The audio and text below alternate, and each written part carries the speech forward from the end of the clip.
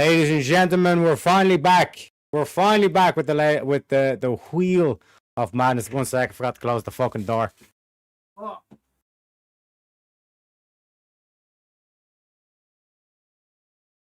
What's the crack, chat? It's your boy Teriak, back at it again. By the way, for any streamers in chat, anyone that's either planning to do content or is currently doing content, this is my mic. My mic. It's called the Wave Link 3.0. Because a lot of people say that I'm mic mog people, but it's like you'll look up the price. You'll see it's a very, very, very cheap mic. Because the hardware it doesn't what's the way to phrase this? The real kind of like thing that you're paying for is the software. Like they go out of the way to like develop like the software effects. So the hardware is like actually quite cheap. So like what you're paying for is actually the software, and that's where you're getting the real kind of benefits from and all this kind of shit. And then my cam is the OBS bot or OBSBot Meet SE, I think it's called.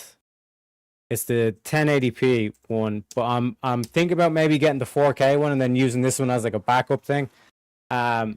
So like I said, if you, and the reason why I really love this camera is like you see, like I've just opened up the window and I'm kind of like very, very bright at the moment, but you'll see it'll kind of like over time it's going to kind of like shade me kind of like darker, like gradually over time and all this kind of shit. And if I do like that, like it would probably do better effects and all this kind of stuff. So if you have a low light situation and you don't want to have to like buy a light and shine it into your fucking eyes, I highly recommend you get this camera. It's really cheap in terms of like, especially like the 4K, in terms of like 4K cameras and all this kind of shit. Like this is one of the cheapest one, and it has like all this like stuff that you can just like, it automatically adapts using the AI and all this kind of shit as well. So highly recommend that. But without further ado, ladies and gentlemen, I got to introduce the chat and show you the new rules. Okay, we got made a shit ton of changes. Again, shout out to everybody donating the past couple of weeks. He's really helped me out in terms of actually getting this donut bar working where I wanted it to go, because this is what we've all been building up for. This is why I've been doing the whole working out exchange rates and all this kind of shit. But without further ado, we got Rex in chat. Welcome in, sir. I do like the Shamrocks. We got Jack of Blades, welcome in, sir. We got Darth, welcome in. Pull up a chair, get comfy. We got Vintage saying, let's fucking go, chat. Buckle up for the madness. Be sure to smash that like and subscribe if you haven't already. 110%, sir. Thank you very kindly. Cypher 8. Yeah, 8. Hey, I like the intro music. Thank you very kindly. Reminds me of stuff I make. Hey, mama. We got Darth as well over on the Twitch too. Shout out to the Twitch crew. Being a minute indeed, Vintage, 110%. You know, good morning to you too, sir.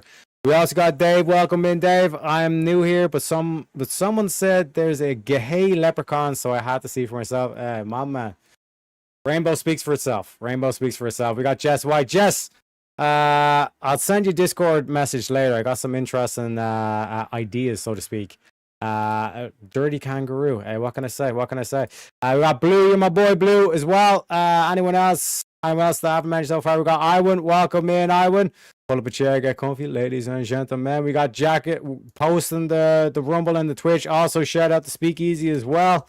I'll put this message in now. By the time I get down there, that's when we'll do the videos for the raid as well. Appreciate you kindly. Thank you very kindly for the raid.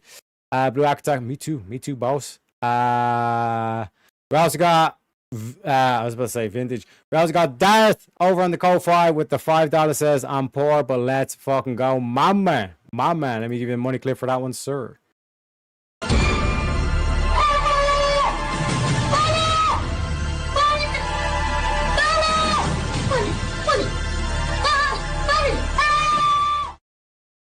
Appreciate you kindly, sir. Condenser mic, gain control. It basically does all of it automatically. It kind of like, it just adjusts to it. And like if you notice, like if I do, you can't hear me clap my hands, but I can flip that off so you can actually hear me clap my hands and all this kind of stuff. So like I said, make sure you check that out as well. We got Section 2 Thursday and Saturday. Tarek, I'd stay to watch, but I got to wake up and go to a funeral. Oh, rest in peace, bro. AK later today, and it's already 4:19 a.m. Just got done driving 6 hours. Take care, brother. Appreciate you kindly, and sorry for your loss, man. Sorry, I understand. Voice meter X64 for line control. It's like there's so many more features. to that. And like I said, just in terms of like general kind of like sound to it and all this kind of stuff as well. We got Truth of All TV. Welcome in, sir. First Wheel of Madness. My man. And we also got Cypher as well, Cypher 8 with the 4 Irish coffee. My man. Also, make sure you follow Speakeasy on the Rumble, and also the merch as well. But like I said, like the Rumble is free, so if you can, click that link, head over to Speakeasy's Rumble and make sure you're followed. And if you're not, if you don't have an account for Rumble, just take the time to make a fucking Rumble account and follow it. You know what I'm saying? Like it's purely because like, as a streamer, you don't want to become overly reliant on one platform. And when you compare YouTube to Rumble, first of all, Rumble's doing a shit ton of like new features and like updates and all this kind of stuff. So it's becoming very competitive. And second of all, yeah, you don't want to be, you want to become like over reliant on a single platform. You know what I'm saying? So without further ado, ladies and gentlemen, let me play the clips for the raid. Appreciate you very kindly. Speakeasy for the raid. Do not come. Do not come. I'm gonna come.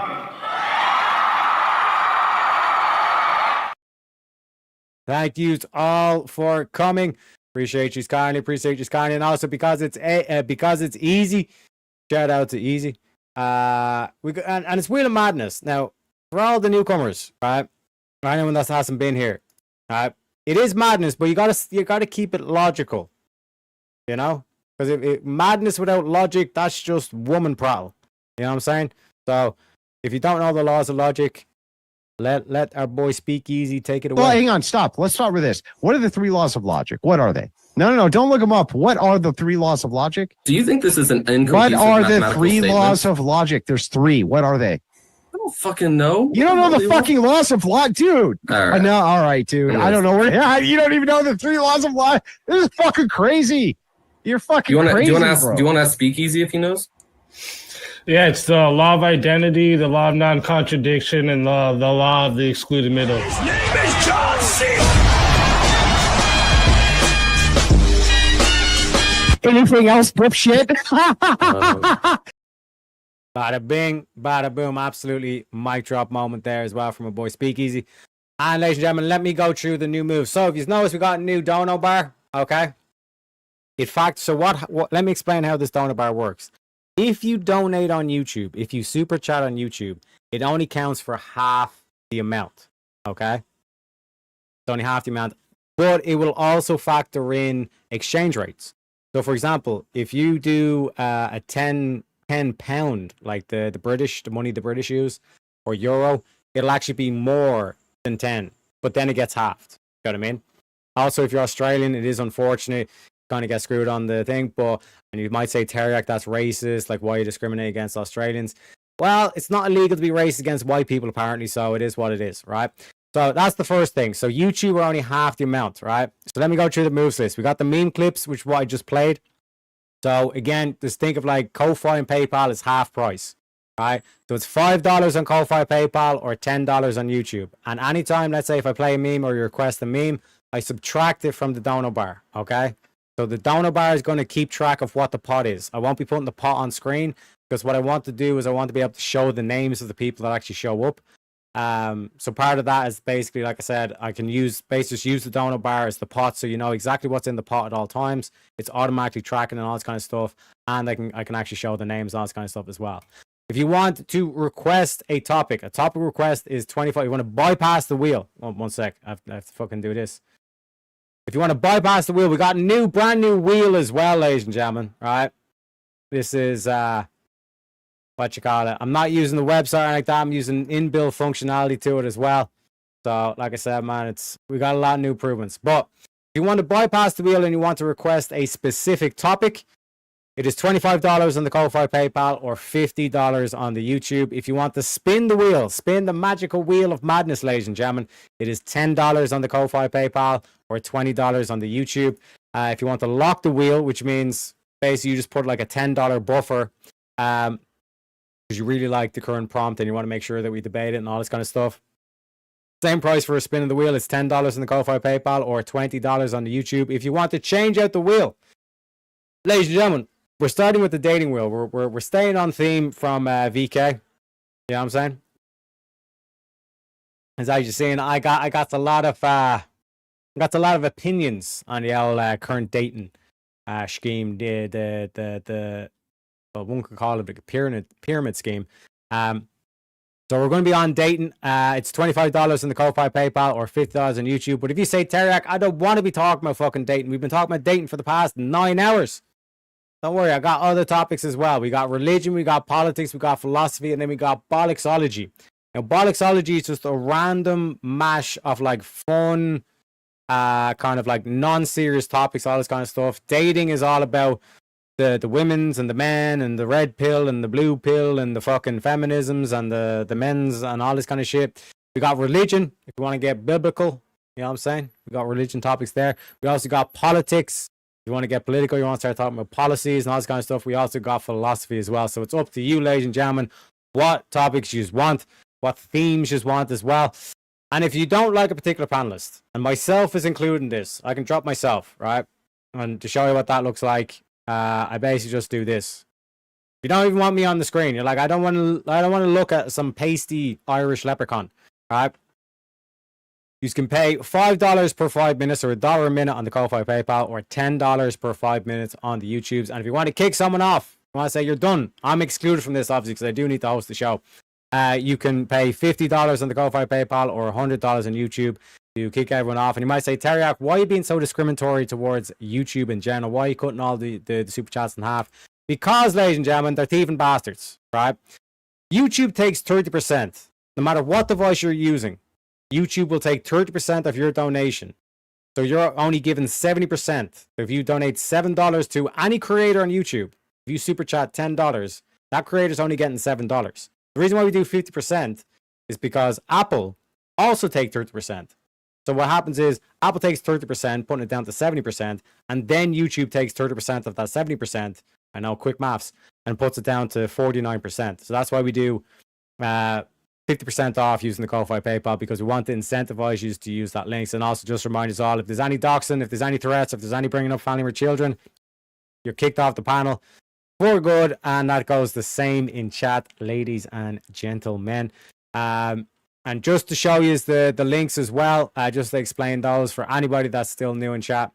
1 sec, let me get them. So this is the Ko-Fi. I need to share my screen. Oh, I need to share the screen over here. I was about to share on the wrong platform. It is what it is. It is what it is. So, ladies and gentlemen, this is the Ko-Fi page. So, if you want to donate using like your card and all this kind of stuff, right? You use the Ko-Fi. Ko-Fi lets you use the debit card, credit card, or your PayPal. Whereas Streamlabs is like, it only really lets you use the PayPals. So if you got a PayPal account already signed up and all this kind of stuff, use the Streamlabs, right? Again, you don't need to sign up for Streamlabs or anything like that. And if you got a credit card, debit card, you don't need to sign up for Ko-Fi as well. Very easy to use, very simple, straightforward, and all that kind of good stuff, okay? So, other than that, I think I'm all caught up. Am I all caught up? Oh shit, I forgot to pay, because that let me do a bit of Pepe for that one as well.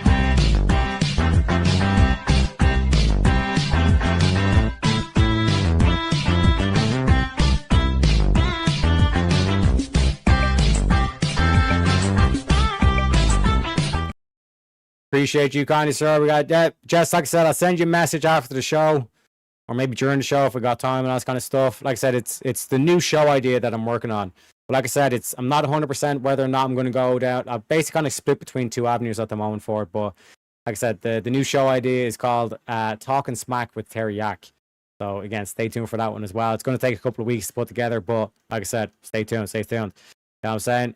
Is there anyone else we have to introduce in the chat? We got, are we not men? Why is Teriak an old lady now? Exactly. A lesbian, old lesbian lady. Exactly. Get it right. Get it right. You know what I'm saying? Anything else, dipshit, 100%. You know what I mean? Who is this lesbian? Teriak. Teriak's my name. Don't wear it out. You know what I mean? We also got Domage Inc. in chat as well. Oh shit, my man. How are you, my friend? I'm good. I'm good. Hopefully you're well too. No, seriously, what the fuck happened? What do you mean? What do you mean? Who, what, where, when, how? You know what I mean? How he looks like a lesbian grandma. Like, seriously, what the fuck happened? What can I say, man? Age comes for us all. Age comes for us all. Because I have the window open. You know what I mean? So this is like natural lighting. This is what I actually look like under natural lighting. And anyone that was at the BayCon 8 will tell you I'm a pasty fucking bastard. You know what I mean, to say the least. Appreciate you doing the math for us so we're able to see the best way to sport. Exactly. And like I said, man, it's YouTube are thieving bastards. But like I said, exchange rates are factored in, so it's basically US dollars. So when it actually says dollars, it actually means dollars and all this kind of stuff as well. So again, if you use the Ko-Fi, for example, well, no, I think you can't. You can only pay in dollars on the Ko-Fi.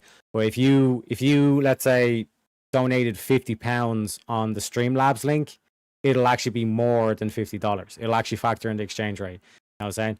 Same with YouTube. But leprechauns are non-binary. What can I say, man? What can I say?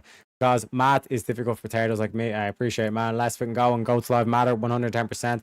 I'm actually creeped out right now. Hey, it is what it is. It is what it is. People are saying as well, low-key vampire vibes too. You know what I mean? Rainbow's coming out of Teriak said. That's what I'm saying. I'm under the rainbow. That's why it's like undeniable. I'm clearly a leprechaun. You know what I mean? There's Yak Driver Subaru. Unbelievable. Unbelievable. The roasts are already coming in. It is what it is. Can't wait till he reads that one. Unbelievable. Anyway, Shoot the Ball TV tipped $10 via the Ko-Fi PayPal. Says just to clarify, while Teriak does in fact look like a child, he is not, so he isn't off limits. Unbelievable. And you guys are supposed to be my fans. I wonder what the fucking haters say about me. You know what I mean? But let me give you a shredding clip and then we'll introduce everybody.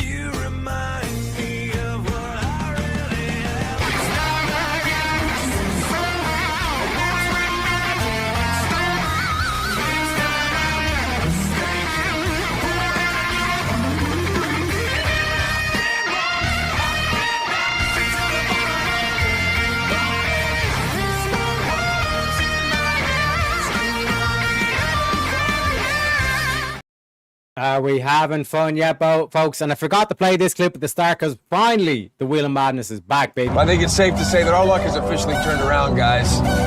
We are back, baby. We are fucking back. We are back. Yeah. Classic. We are back. We are back. We are back. You know, that's Speakeasy and JS in the front of the car, and that's me in the back. You know what I mean? When we go to Vegas, you know what I'm saying? Hangover reference there, ladies and gentlemen. But without further ado, let me introduce the guests. We bring in the studio this morning one of the gay rights activists, Mr. Should I call you Mr.? Mr. Darth, welcome to the show, sir. What's up? Not much yourself. Yeah, chilling like a villain. What can I say, man? What can I say? And without further ado, let's get this wheel spun so we got a topic on the board.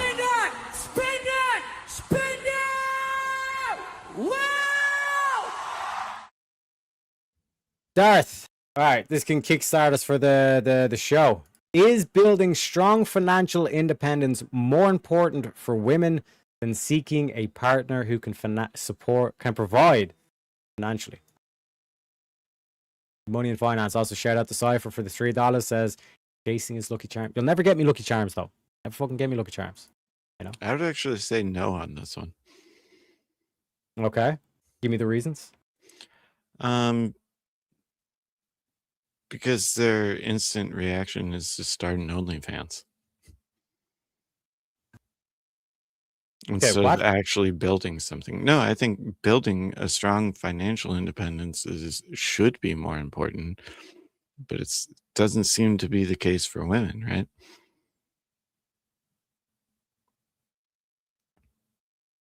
You know, but this prompt is specifically for the women's. You know what I mean? So, like, basically what it's saying, is it better for a woman to like, to be a focus on boss getting babe? a job and, yeah, like, get her finances in order rather than relying on a man to provide for her? Oh, well, that's no. Then, yeah. Okay, we have a no, and we also have another guest backstage. Let me introduce him. We bring in the studio this morning one of the gay rights activists, Mr. Should I call you Mr.? Mr. Pseudo Master Chef, welcome to the show. Good morning. What's up, Pseudo? Morning. What's up? Sorry, Teriak, I had to vote against you a couple times tonight. You know. Oh, Hey, no, worries. bueno. No worries, bro. Yeah, I fell asleep. You That was a never have to long one. apologize. Holy shit. That was a long You one. never have to apologize for that. You know what I mean? Because like I said, it's you gotta vote your conscience. You know what I mean? At the end of the day. You know what I mean? But what do you think about this current prompt? Is building strong financial independence more important for women than seeking a partner? Absolutely not. Okay. Walk me through the logic, boys. Well, I mean, Boss Babe, obviously, if that's the mentality, then they're gonna give up the childbearing years, which should be more important. Okay. Yeah, I'd say, yeah, I mean,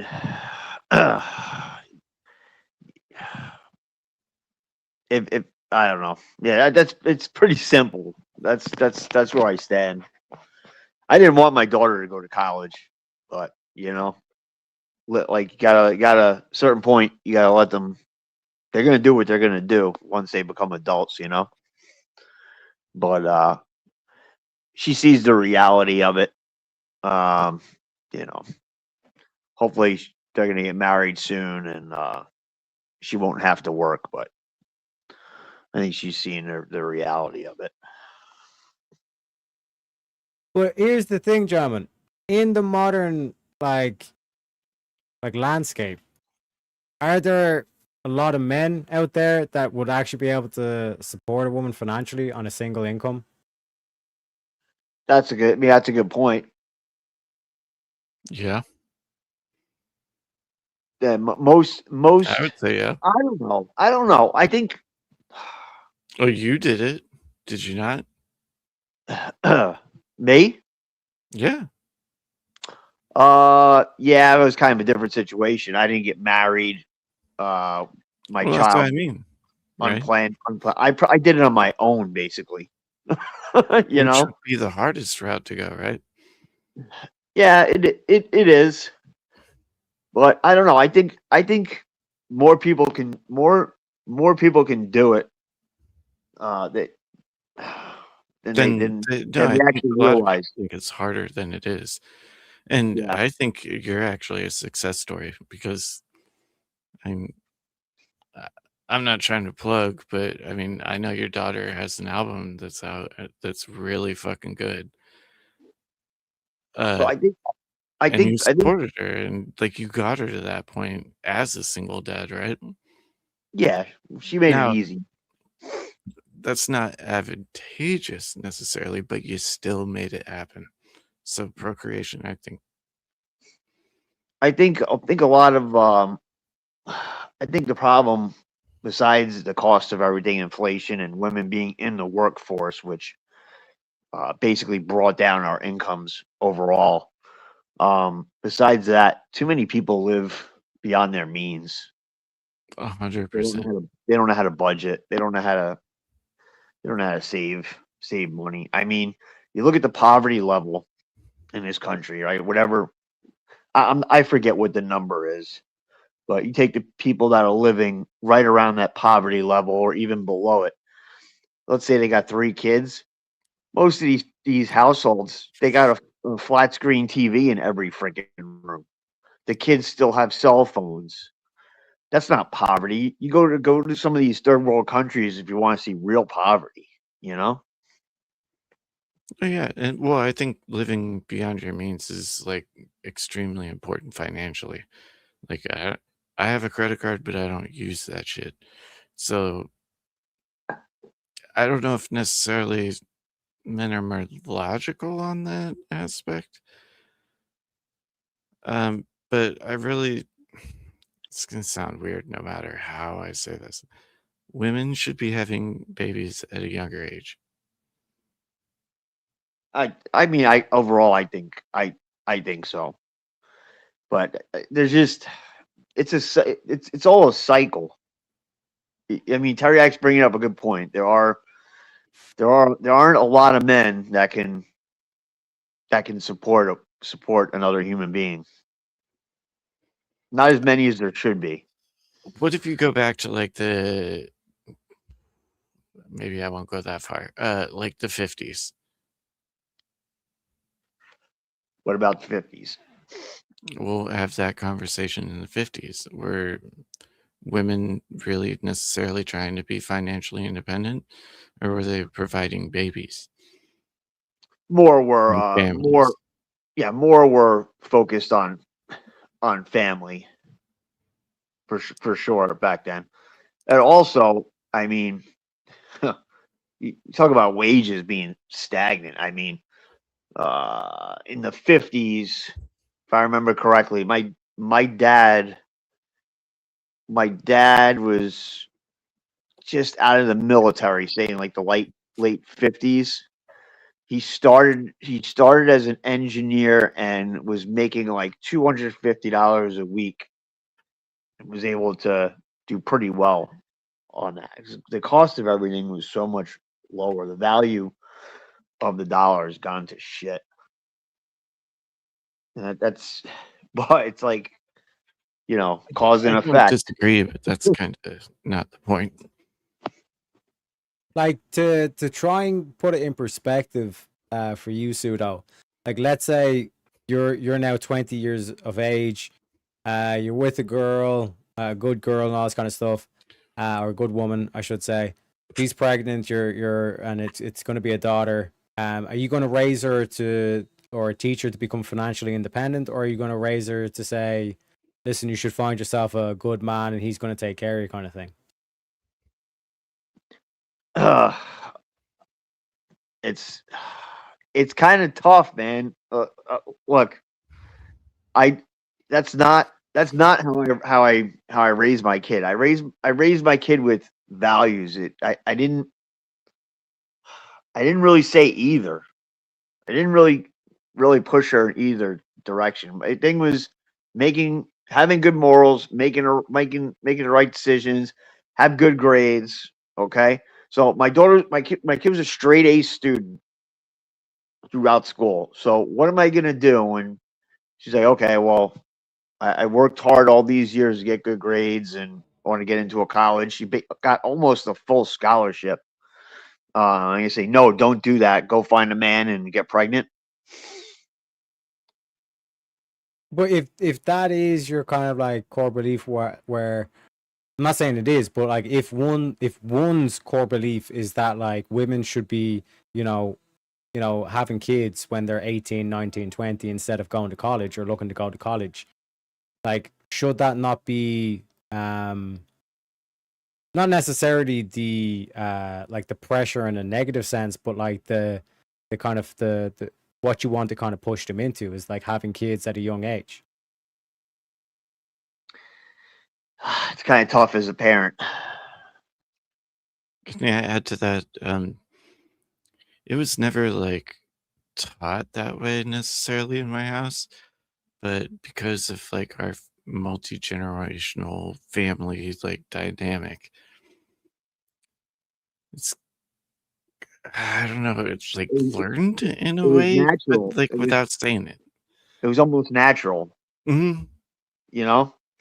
Yeah, where it's like a household with like a grandparent, parents, children. I mean, it worked for 1950 years. Why would it not work now?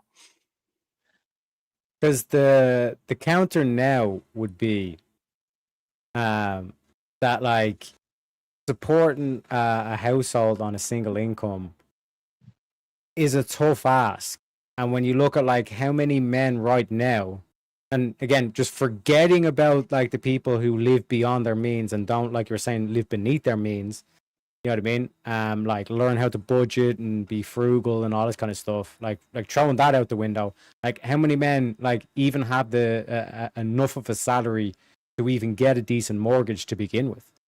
My daughter found one. Her fiance is making 81, like 80 something thousand a year already.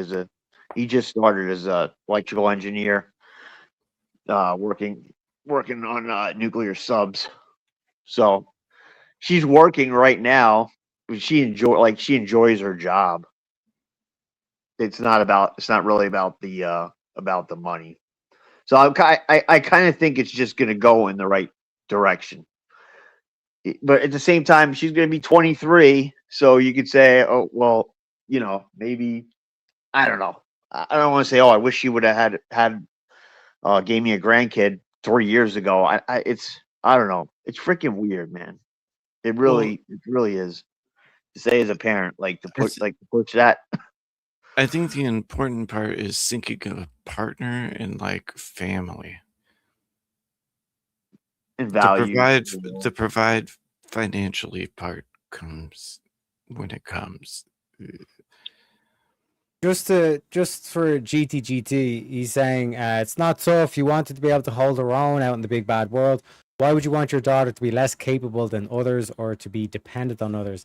That's not what we're saying. We're saying like if you hold the belief that, like Darth was saying, that it's like women in their young fertile years should be focused on, you know, building a family rather than going to college. And that's the kind of divide. Like, what kind of a job do you think that like she'd be able to get if your main focus is, let's say, when you're talking to her, it's like, okay, like what options do you have in terms of like who are you dating? What kind of a man would you want? If that's the typical conversation you're having with your daughter, versus are you talking to her just purely about like education, how are her grades, what college does she think she wants to go to, and all this kind of stuff? If those are the two options here in terms of the conversations you have, like, what kind of a job would she get if she doesn't have a college degree versus if she just has a high school the diploma kind of thing? And then if she only has a high school diploma, then it becomes to you're having the conversation of like what kind of a man do you want. Now, to give you an idea in terms of like actually supporting a household on a single income, yes, in terms of Pseudo's case, like 81K a year, that you can do. Do you know what I mean? But even then, if and this goes with like kind of like no matter what salary you're living on, if you're living beyond your means as a man, it's about being accountable and holding men accountable as well. Is that like if you're earning 80K a year, but you're, you know, going out every single weekend and you're, you know, you have your lavish car, you're living a luxurious lifestyle and all this kind of stuff, again, you're going to be struggling to pay the bills and all this kind of stuff. Yeah. But if we take the average salary, the average salary in Ireland is about €45,000, which I think is somewhere just above 50K in America. A third of that is going to go to tax to the government, which means you're down to 30K a year. Now, if you look at the renting situation, you know, paying 1K in rent a month is, you know, that's a good deal. You'd be kind of looking at more so like 1.5K a month in terms of the rent. That would be like a subpar apartment. More people need to like, so my kid, they run a house. She runs a house with 4 of her friends. Yeah. It's like the new lease, the place she got into, is $550 a month. More people need to do shit like that instead of, you know. But I get that. But if you're in a relationship, right? Like that's what I'm saying. Like obviously there's ways what you're mentioning. If you want to go like the immigrant route, it's like, you know, share a house with 20 people and then you're paying fuck off for rent. But anyways, just to give you the idea in terms of like if you're kind of like renting your home, I guess you're already in the relationship, you're already kind of in like doing the whole marriage thing and all this kind of stuff and all that kind of shit. You're paying anywhere between 1 to 1.5K a month. Let's say 1.5K, right? For a decent house that like you'd be renting, but you would be looking to try and take out a mortgage to go on for that, right? That's 18,000 out of that remaining 30,000 that you already had. Means you got 12,000 left for food, which could be, you know, anywhere between 5 to 10K. So now you're down to no fast food, That's zero with zero. You're not eating out. You're cooking at home and all this kind of shit, right? Like bills, utility, all that kind of stuff. Like that 12,000 is not going to get you very far. And like I said, you're budgeting from there out. Now on top of that, right? You're like, let's say you buy a home for. Let's say you'll buy. 1 sec. Let me just look up the average price. Average. 3 something in the U.S. It's around 350,000, 330,000. I think in the U.S. on the area. Yeah, the national median price for a home in Ireland is 400,000. Right, Jeez. In order to get a mortgage, right? This is why they say the cost of living crisis. 400,000. You need at least 10% to even apply to get the mortgage. Right, you need 10% of that up front. So, like we're saying, with that 12,000, And like I said, we'll say, fuck man, like just trying to calculate it. Like you're maybe saving a couple of grand a year. And then Like after you do food, you do utility bills and all this kind of stuff, maybe a couple of grand a year. But It's going to take you 20 years just to save up to get the deposit for the fucking mortgage. And even if you have they get you to get deposit, credit fine. cards though, because then you're like, oh well, I don't have enough, so you apply for credit cards, and then you're in debt, thinking it's fucking free Well, money, let's- and then you let's- owe all of that bullshit back. let's say you even get your credit score up, right, as a young person by responsibly using credit cards and everything, and you get the down payment. That doesn't even guarantee that you'll get the loan. And you got to take into account the and they're high the interest the too. interest rate. They're I high hate to keep interest talking ones. about like my kid, but like what I'm saying is like, so my daughter's working right now. She has her own place. He lives with his parents right now, so he could save money until he could buy a house. Like more people need to do shit like that. I'd rather she be living at home with me, but listen, it is what it is. She's not going to be here 3 hours away from her significant other. I get it. She doesn't want to be stuck in a house with her old man. I get that. But it is tough. I'm not It's a gonna weird- lie. It's a weird way to get people to incur debt. Like the situation we're seeing, in my opinion. I've been cash only. I don't even have a fucking bank account. Yeah, It's but up to that's you. what Pseudo's saying, using the credit cards responsibly, is that like you basically save, you wait, like any like big kind of like payments or bills or whatever, you pay on the credit card knowing that you're basically going to pay it off in a week, or you pay it off like the next time with If you paycheck and all pay this it kind of off. stuff. Just But like most cash. people don't. Use it Yeah, like but cash. you're basically using like cash, so it's like you're not ever actually kind of like getting screwed on the interest rates of the credit card. That's how you basically do it, and that's how you build up your credit and all I this kind of shit. understand that. That's actually But what I'm doing.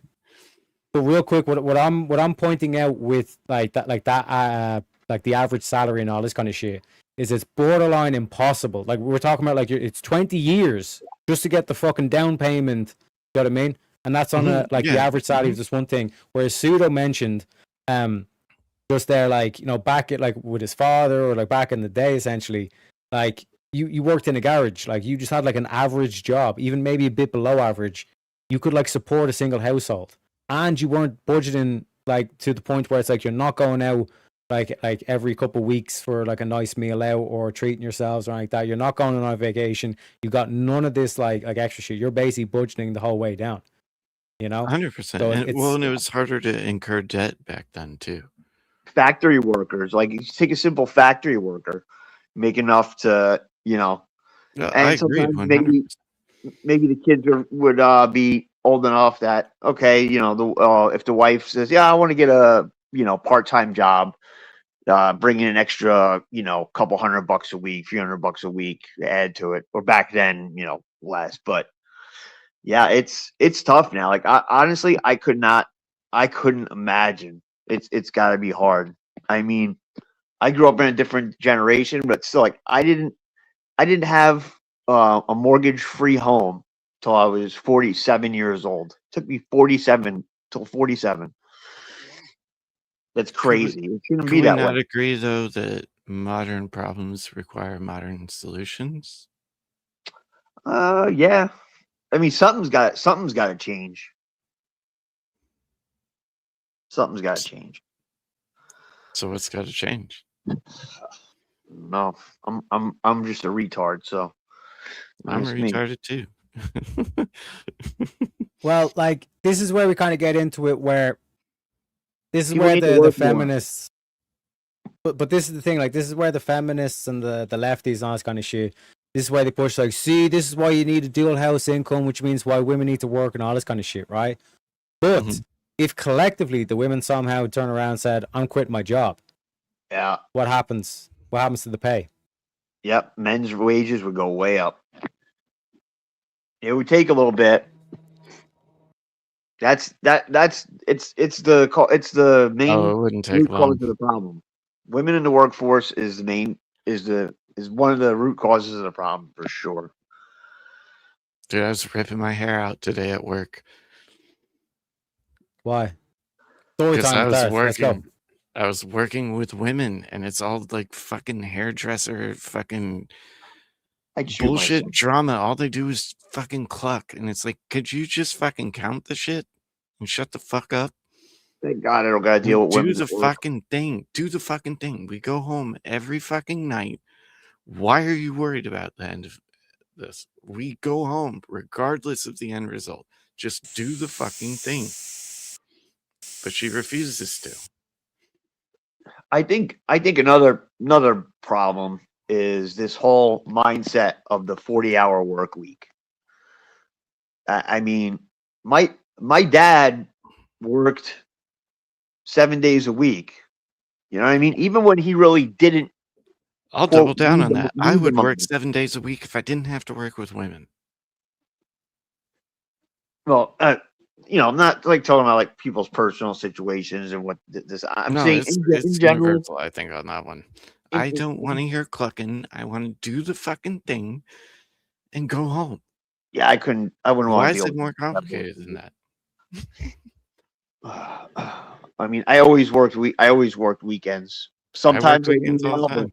I love working weekends. Not me. I don't love working weekends, but the overtime is great. I mean, basically, if I put in 20 hours of overtime, that almost doubles my paycheck with time and a half and possibility of double time. Right now, though. Do you want to know why I like working weekends so much? I said love. I'll go with love. Because the chicks ain't there. I work with my homies, my bros, and we talk about video games and do the fucking thing, and then we go home. There's no drama. Nobody's talking about who's dating who, none of this crap. I don't give a shit. I want to go there, do the thing, come home. And when I work with dudes, that's what happens. But that only happens on Saturdays and Sundays because they demand that they work Monday through Friday. But you understand what I'm saying about the whole 40-hour work week thing? Like 40 hours is not a lot. Like they just came up with this number. Like why 40? You know, I mean, no matter how much money, I want to say, no matter how much money, if you can make it and you're saving for retirement on 40, you're making that kind of salary, then yeah, obviously it's great. But most people, that's not reality. Sometimes you got to work 60 plus hours to fucking get it done. You know, a lot of people think like, oh, just because I work 40 hours, whether it's at McDonald's, it's at the gas station, like any job, they think that should be a quote living wage. That bullshit fucking term. Hold on, this isn't about living wage. Real quick, we got another guest backstage, but there's an interesting stat I have if you work 42 hours a week. But, ladies and gentlemen, let me introduce the next guest. We bring in the studio this morning one of the gay rights activists, Mr. Should I call you Mr.? Mr. Adeline, welcome to the show. Well, I was just listening to what's his name cluck about women clucking, but anyways, yeah, I think that this is kind of like an interesting question because it's like this is just an economic question. This actually has nothing to do with children because this doesn't actually preclude women from having children with these questions. It kind of does matter about the children. No, because you're actually thinking about it. Nobody's making children. Who's going to do? No, you can have children and work too. Women have done that for thousands of years. It's just the type of work that you're talking about and the accommodations within the works. Oh yeah, they can do HR bullshit ass jobs. It's more ideal if the man can work, the woman doesn't have to, and the woman stays home with the kids. But I get what you're saying. Yeah, it's a great ideal that existed for about 50 years. Right. Well, listen, yeah, about 50, 60 years. If it's possible, it's an ideal situation instead of pushing the kids off to school or having to hire somebody to help with childcare, etc. But it's not the same. A woman getting a job to help make ends meet isn't the same thing as like, okay, you want a career as a doctor or a nurse? How the fuck how you gonna be a mother? That's impossible. I get what you're saying. How would you know? It's what do you Wouldn't mean? That be the responsibility of the mother to be able to work through that? Yeah, how are you gonna work? It's not. It wouldn't be a her justification for saying that she's not a good mother based on the fact that she'd be working. As a doctor, you understand what I'm saying, right? Like I'm actually trying to get you guys to engage with this philosophically instead of just with rhetoric. Oh, it's not right. It's not rhetoric. I mean, you got to be present. How can you be present as a mom working doctor's hours, nurses' hours? I mean, there's middle ground. I'm not trying to be black and white on it. Well, what I'm saying here is that even within those ideas, like if a nurse or something, like you could make the argument that you probably wouldn't want a child in that type of environment, right? Because of the diseases and things like that. But when it comes to like the actual job and making the money, there's plenty of things that women could do where the job itself could accommodate having children. And also, even if it's not, if they have a job, there'd be other ways for them to be able to take care of their children. That they could even have different shifts as the husband and still be able to be fully present as a mother and a father, just not as much time. There would still always be a parent there. Yeah, I don't think it leads to great outcomes. Well, it's the only option that a lot of people have in the type of economy that we've built. And the only way to actually solve it would actually be to import a shitload of men. Really? To get rid of the women out of the workforce, just import a shitload of men. Then that's how you would get women out of the economy without destroying it. So it'd actually be worse. There's not really a good solution for it besides women just working, and over the course of time, maybe there could be options for people to not have to do that. But right now, there's no choice. Well, I think some men and women some couples have to both work. So. I don't know, man. I think I give the mathematics where it's basically like that's what like the feminist or the leftist argument is that like mathematically, like you cannot afford a house or a mortgage if you're on a single income. Mm-hmm. For the average, you can't even afford rent in most places without double income. Yep. But that's not really what the prompt is about. No, the reason why we went off on this is because the prompt itself is saying, is building strong financial independence more important for women than seeking a partner who can financially provide? And we had the whole kind of thing of like, well, women should be like, rather than using those years for college, they should be having children because we're in a population, not a birth rate crisis and all this kind of shit.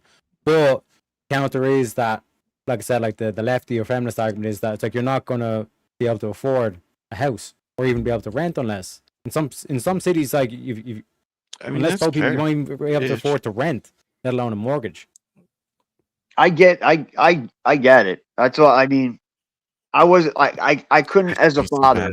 I couldn't as a father fathom, like, you know, it's be good, don't get in trouble, don't lie, don't steal. You tell my daughter to, you know, study, work hard. She has a great work ethic also, besides just like, you know, school, like she just is nonstop. But I couldn't fathom drilling that into my child and then say, oh no, don't go to college, go find a man and get pregnant. That would be insane. Why would she need to go to college to be able to provide for herself financially? There's plenty of other trades she could learn. It'd actually be better for her to learn a trade. Well, in the state of the economy that we live in. Well, I consider it college where she's just going to spend a lot of money and not make a lot of money. No, she didn't spend a lot of money. I paid for it. She doesn't have any debt at all. She got 75%. Well, I'm not talking about you. I'm talking about the general perspective of what the average person would have to deal with. Generally, people, when they go to college, have to pay for themselves. Yeah. You know, I think college for a large majority of people is a waste. They're not cut out for it. They just do it because they're told to. And they think that's what they're supposed to do. Yeah, so you have to be able to give them more options. Yeah. Just to give you a stat on that, it's like you're talking about like 5% of the trade workers are women. Yeah, you can't. That's it. Like women are getting into trades. Yeah, if we're encouraging them, but look, this is where I'm going with this. They don't want to. If we encourage them to do trades, and these trades they don't enjoy, then guess what they're going to do? Not work. Yeah, we're already doing that. Though. I'm like, they won't work. They would prefer to find a husband that would be willing to do that for them. There is encouragement. I mean, they come and go. Like I'm in the union. trade. I mean, Well, union yeah, trade. a lot of what the left does, right? A lot of what the left does is they're kind of very ignorant about like the way humanity actually works and the nature of men and women. So they try to come up with policies or philosophical prescriptions that contradict the nature of a man and a woman. So when they try to push women into work fields that they don't want to be in, it generally doesn't work. They usually just waste a lot of money. Yeah. So like, let them waste their money. They want to. It's not really going to change anything. Please, yes, let's stop encouraging women to waste time in intellectual bullshit that's never going to benefit them unless they're going to be a doctor or something like. What is? Oh, sorry, my daughter's talking. No worries, no worries. But the whole kind of thing of like college is like basically they're taking on massive amounts of debt just to ride a car carousel and get a useless degree that they're never actually going to be able to use. And even if they are to go into like STEM or medicine or something like that, essentially to what like the counterpoint to that is, it's like you're going to be getting a job. Like firstly, like even trying to have a kid while at college can be stressful enough. But then you have a job where you're working 50, 60 hours a week. You know what I mean? And yeah, like we kids said, aren't in the cards. Yeah. Okay. So I'm back, but like a lot of that kind of just asserts that before the modern era that women had never had to do a lot of really stressful things while having children. You know, the medieval era was kind of rough. Black even before, no joke. But yeah, and even between from the medieval era to the transitionary period they got to us to the industrial era, there was a lot of things women had to do. They couldn't just live on a farm and just pop babies out. They had to get up, they had to milk the cows, they had to do a bunch of stuff even within that. So it's not as if that, well, no, what I'm saying is this, is that I'm telling people that now in the modern day, if you're thinking, oh my God, I have to study and do tests and stuff and have a kid, whoa, I can't believe that's so crazy. That's so much hard work. It's not any more different than any other time. That's what's point in being time in history, incentivized, and where it's actually. But what I'm saying is this: it's that it's being incentivized to go to it might be in being incentivized, but what I'm saying is the lie is that they couldn't do both at the same time. They could do both at the same time if they want to do that. Do it in their 30s. What I'm telling you is that the lie is that they can't do it because there's so much stuff going on. They have to study for so much. They have to do so many tests that they just can't fucking physically have a child. Then they're ignorant and not even understanding what they're even talking about. If women can work on farms, walk 10 miles a fucking day to get a bucket of goddamn water out of a lake or a well or a fucking river, then they could have a child and study to become a fucking nurse or study to become something that's of value of society at some point. Disputing that. Well, you just tried to without me even finishing. No, I was saying in terms of like having a kid during college is stressful enough. That's what Elder Line's replying to. Yeah. You know what I mean? Doesn't it come down I'd to even argue, choices, right? Yeah, choices are gay. Take responsibilities and duties to your society. That's better. That makes my point. Yeah, that makes my point as well. So I don't know what you're talking about. Where do we disagree at? Well, I just don't think of, like in terms of the prompt though, Elderline, are you saying that like women should be looking like a financial independence rather than? I think it's a mixture of both. I know that's a cheap answer, but I think that's ultimately like the most accurate. It's a mixture of both. I don't think that women necessarily, if they have to give up all the job perspectives they want to have children, I think that's a lie that's been told to them by an economy that wants them to focus on buying self-centered purchases like fucking new cars, new I don't know, just new product. Buy new product. Why have kid? Buy new product. Kid expensive. Kid we don't make much money off you have it, kid. Buy more product. It's easier for us to make cheap plastic shit to sell you instead of you having children. there's no economy. But you're without gonna children, make right? less money because you're gonna work less hours. So we're gonna If encourage there's you no to not have people, families there's because no more hours. economy. Yeah.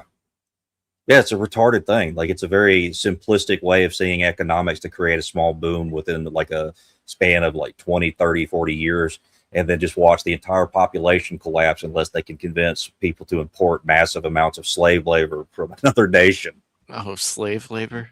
Oh, Yeah, that's what those is. That's what it is. is Yeah. it? The illegal immigrants is slave labor. Mm-hmm. Yeah, 100%.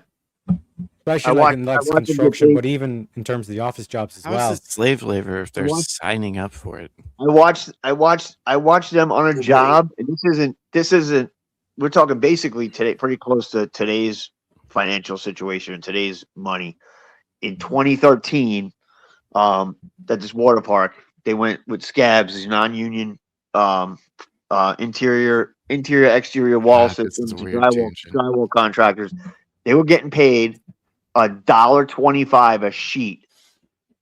They were getting paid $1.25 per sheet of drywall they hung. Do you know how much Man. money that is in a day? You're talking like $50-$60 if you're really fucking good. I've had one of those The jobs reason- too. So was I a Yeah, slave? but you understand what they do. A lot of them do, right? Like, a lot of them will actually take the help of these illegal immigrants and then just immediately call ICE on them after the job is done. This is slave labor. It's types of slave labor, and it's also even with the if the differentiation between a slave and just a worker is payment, All right. then I What's think your that definition of a it's very slave? simplistic. Yeah, you had. I mean, you gotta look at it this way. You had Hold slaves. on. No, answer the question. What is the definition of a slave? Because if somebody jumps a fucking border to come into another country and then gets a job for payment, how is that slavery? Explain that to me, please. I'd like you Well, to. whether they go ahead. Go ahead. No, whether we import them or they jump the border. I mean, you look at what they're being paid. Look at slaves You're weren't making all the argument that they're imported, not listen, jumping the border. no, 'cause I'm not- That's I'm fucking not- ridiculous too. No, I'm One saying sec there. Let him finish. All right. Go ahead, it's Pseudo. how is it not slave labor? Because they weren't taken against their will. That doesn't really matter. How? Did they Like, leave for their example, in country China- of You don't have origin? to force somebody. You don't have to force somebody for them to be a What? slave. Yeah. Isn't that the definition for of example, slavery? That like a lot of people reference like China's based like slave labor. Like these companies they're are setting up forced. shop in China and they're not forced. They're paid like literally fuck all compared to like what an American worker would be. And this is why you've seen so many companies like set up their manufacturing base in China, because it's literally pennies on the dollar what they have to actually pay over in China for the labor rather than to pay Americans do it. Now the counter of like what Pseudo's saying in terms of like the immigrants that come over, like you work in trades, Pseudo, so it's like, can you give like a comparative example of what like an immigrant would work for if they were doing your job versus what you would get paid to do the same thing? Yeah, and you have to look at it this way, Dart. What about slaves back in that were on the plantation? Well, Okay, not all of them. Not all of them. Listen, let me finish. Not all of them were beaten, kicked, and didn't get shit and were tied up to a tree. A lot of them, they got room and board, and they got to have a nice living while they were doing it. Right? It's still slavery. There's literally like documented cases of like slaves that like bought out their contract. Like they technically got paid. Because otherwise, how would they buy out their contract? So I'm asking about definitions because your definition of slave doesn't add up to what it actually means. It just depends on what you mean. If you're talking about like ancient, like Israelite slave, they got paid. They just had to live where they were living, and they just didn't have freedom. And they were paid; they just didn't have the freedom to leave. And they also they were beholden by force, were they not? Yeah. And the force of the government would be put down on the illegal immigrant by the form of calling ICE on them if they didn't do what was told of them. How do you say it, Teriak? Halabi, whatever. Alhamdulillah. Yeah. Alhamdulillah. Yeah. So, like, the illegal immigrant is treated in the similar way as those types of slaves. By They're what very sort of well treated force? slaves. By what sort of force? The government. How? Because they're calling ICE on them if they don't do what they say. No. Yep. Yeah. Nope. Yeah. It happens. It does happen. You should have seen what. That's you should have getting seen them what out. That's people were- anti-slavery. What the fuck are you I talking watched. about? I watched. Listen, I used to watch You these don't- motherfuckers. I watched these motherfuckers. If a helicopter would fly over, okay, they would run and dive under job trailers. They were outside. It was crazy. Like I'll give you an example. That's right. The coyotes, I think they're called. All right. Like a Mexican family would pay off this coyote to get them through to the border. Coyote would set them up in a region that would be, let's say, heavily Latino in America. So speak Spanish and all that kind of stuff, and that'd be the whole deal. But as soon as they get there, next thing you know, fucking like Jefe and his boys come around and say, "Listen, you're gonna start fucking like selling drugs for us, and if you don't, we're gonna report you to ICE and deport you." So who's So the they slaver paid the in coyote that to get into the situation? border. They're basically being forced into the selling drugs. They're doing some sort of like activity. Otherwise, the ICE is going to be called on them. And this is there's certain corrupt officials that facilitate this. Mm-hmm. That would be a form of slavery. Like this Yeah. to address your thing of being forced. It's just a different form of slavery, Dart, is what we're saying. I think the best example is like, slave labor. It's slave labor. You think they're forcing? I don't think they're forcing kids to work in China to make shit for 2 cents an hour. It's just I'm what not saying happens. it's right by any means. Just want to No, no, clarify. you're not. No one's saying that.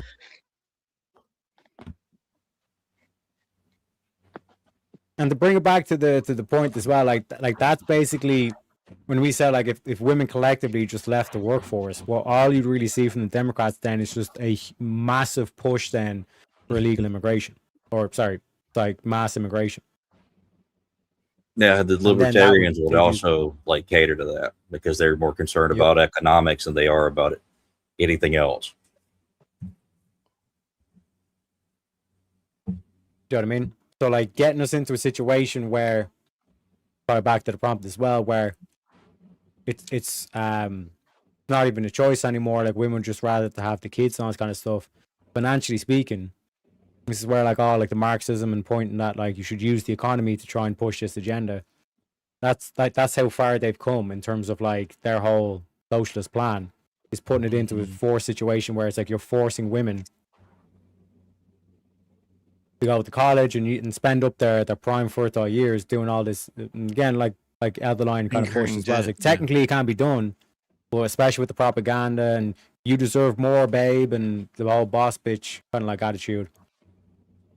They're not being forced. It's just highly encouraged. It's brainwashing. I guess it's forced through brainwashing and indoctrination. Well, this is Like- what I like- try to explain to people. I agree with that. I think it's indoctrination.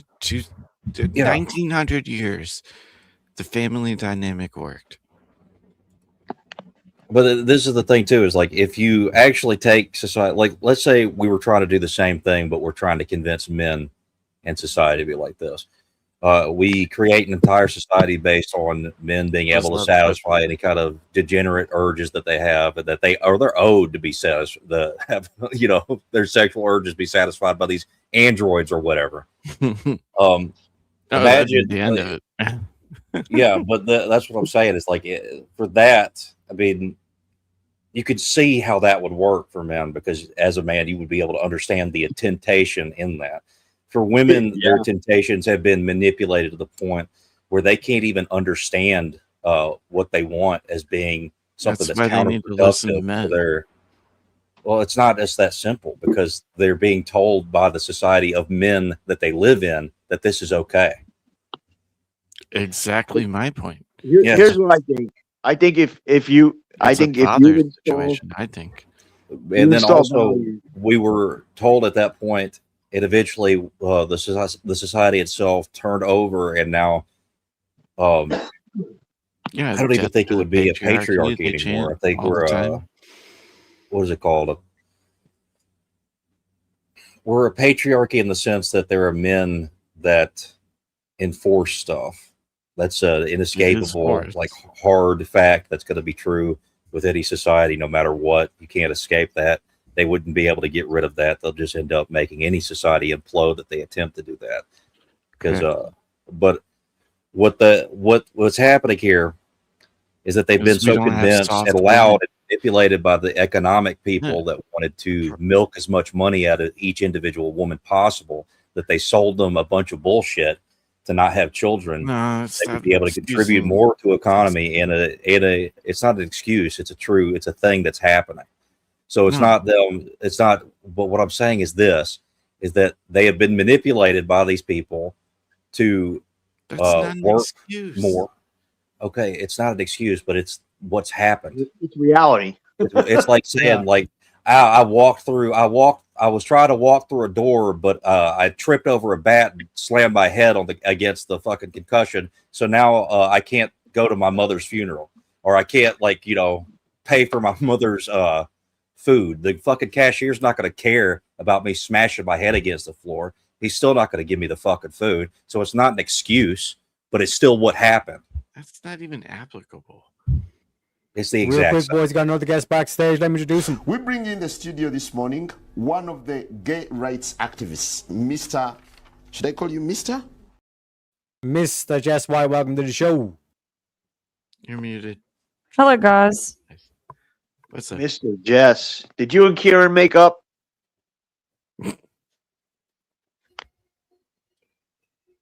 No comment. I don't know what you mean. You know what I'm talking about. But yeah, what I was saying was that like, I'm not making excuses. I'm stating the is of the situation. That's what's happened. Well, how do we go from here? How do we go from here to solve the problem? Yeah. I don't know. I don't think there's really there's no simple solution. There is a solution, actually. It's a very simple one. But there is a very simple solution. Become Orthodox. My man. And we got a tip, or trim you off with the word tip. We got a donation on the PayPal for $10 from our boy Truth of All TV. Says, spin that motherfucking wheel. Yeah, I was about to ask. I don't even think we're on that. I agree with you, but not everybody's going to become Orthodox. We can't, you know what I mean? That's the thing. That's the prescription. That's the moral prescription that I give. That will correct the nation. I like this. Ladies and gentlemen, should people share their complete sexual history right away when dating, or only bring it up if it directly affects the current relationship? How could it directly affect the relationship? Unless he banged somebody that right away. I want to know right away. I don't want to waste any time. I believe that both the man and the woman ought to be virgins before getting married. So, like, it wouldn't be anything. It'd just be like, I've never. My body count. Do you want it? I'm already past. I'm already past that. One at a time, gentlemen. One at a time. Aldeline, finish your point. Well, I was just saying, like, I believe that the ought is that men and women both should be virgins before they're getting married. So this would be just a inconsequential question. I don't think it would ever directly, but if it's something like, let's say this, if I'm dating somebody in the modern era right now, and I think that it would be important, because me personally, I do have a hard limit of a body count of 2 or 3. If you have a higher body count than that, I am not interested. And the reason that is because I think it breaks the ability for women to make attachments. I also believe that's true for men as well, but that's why I don't sleep around with a bunch of people. I don't sleep with anybody. I've actually never had sex outside the context of marriage. Thank God. As deep as I am, my body count is surprisingly low. I'm not going to discuss mine, but I don't know. If I'm going to be dating women in my age group, and I held that standard, like a body count of 2 or 3, I might as well just be set on staying single because that ain't gonna fucking happen. Yes, and I think those women who don't have that, if that have that high of a body count, deserve to not be engaging in any sort of relationships at all. I'm curious on Jess's point of view on this. Yeah, I don't know. It's personal preference, right? I mean, there are situations like, especially like if a woman's 50 years old. I mean, say, okay, you slept with 4 guys, then okay, you're a whore. State our age. Is that what I mean, that's a bit much, I think. But you understand from my point of view, with them, like what I understand is the prescription through the church is that you're only really truly allowed to be married 3 times, and I don't think that you should be able to have access to more than that. So that's the odd. So when I'm going through different types of women, and there's not really a clear line. There's not really a clear line whether or not they've been married multiple times or not. It would be safer for me of my well-being when it comes to the context of what could happen after this life, and better for her if I don't engage with this woman at all if she has a higher body count than 3. Okay, I didn't see religion in here. Well, everything's religious. You have to have religious frameworks to make anything make sense. Because then you have no odds. You only have is. You only have is. You don't have any odds. Don't get me wrong. When you're talking about relationships and all that kind of stuff, like what the relationship lead to, marriage, what is marriage, a religious concept? But this isn't gendered any one way. And everybody has a past. But if their past is fucked up, how would I you know can choose to do whatever you want, but this is like the argument that I have for why I don't sleep with people. But if I'm in I wouldn't date somebody who has slept with more than 3 people. Okay. Or 2 or 3 people. How would you know? Because I think it's dangerous. Saying they can't lie to you? Sure, but that's not my responsibility. So how you if they lie to me, that's on them, not me. An actual, like, honest answer. Especially in the I'd have to make sure that I have a good judgment of their character before I'd even go out on the date. I'd have to have the capability of that. If I don't, then I get manipulated, then that's me being either lazy or she being really good at manipulating. I'll tell you what, like my screening process is nobody's to the point gonna ask, let the chick talk or nothing. Well, real quick, I just want to give Truth Revolt a shout out for the $5 donate. A super chat says, add the line on a date with a lady lobster. I used to date a clownfish and got crabs. Well, speaking of which, Jess, do you want to give your thoughts on it? Well, yes. Yes, you should share your complete sexual history, but also men and women are different. So a male's sexual history is going to be different than a female's sexual history, and it is more important for women to have a lower body count than it is for men. I do agree that it still matters for both, but there is more problems that come with women who have high body counts, and in today's society, majority of women have body counts that are at least over 10, and a lot of them are way over even that. But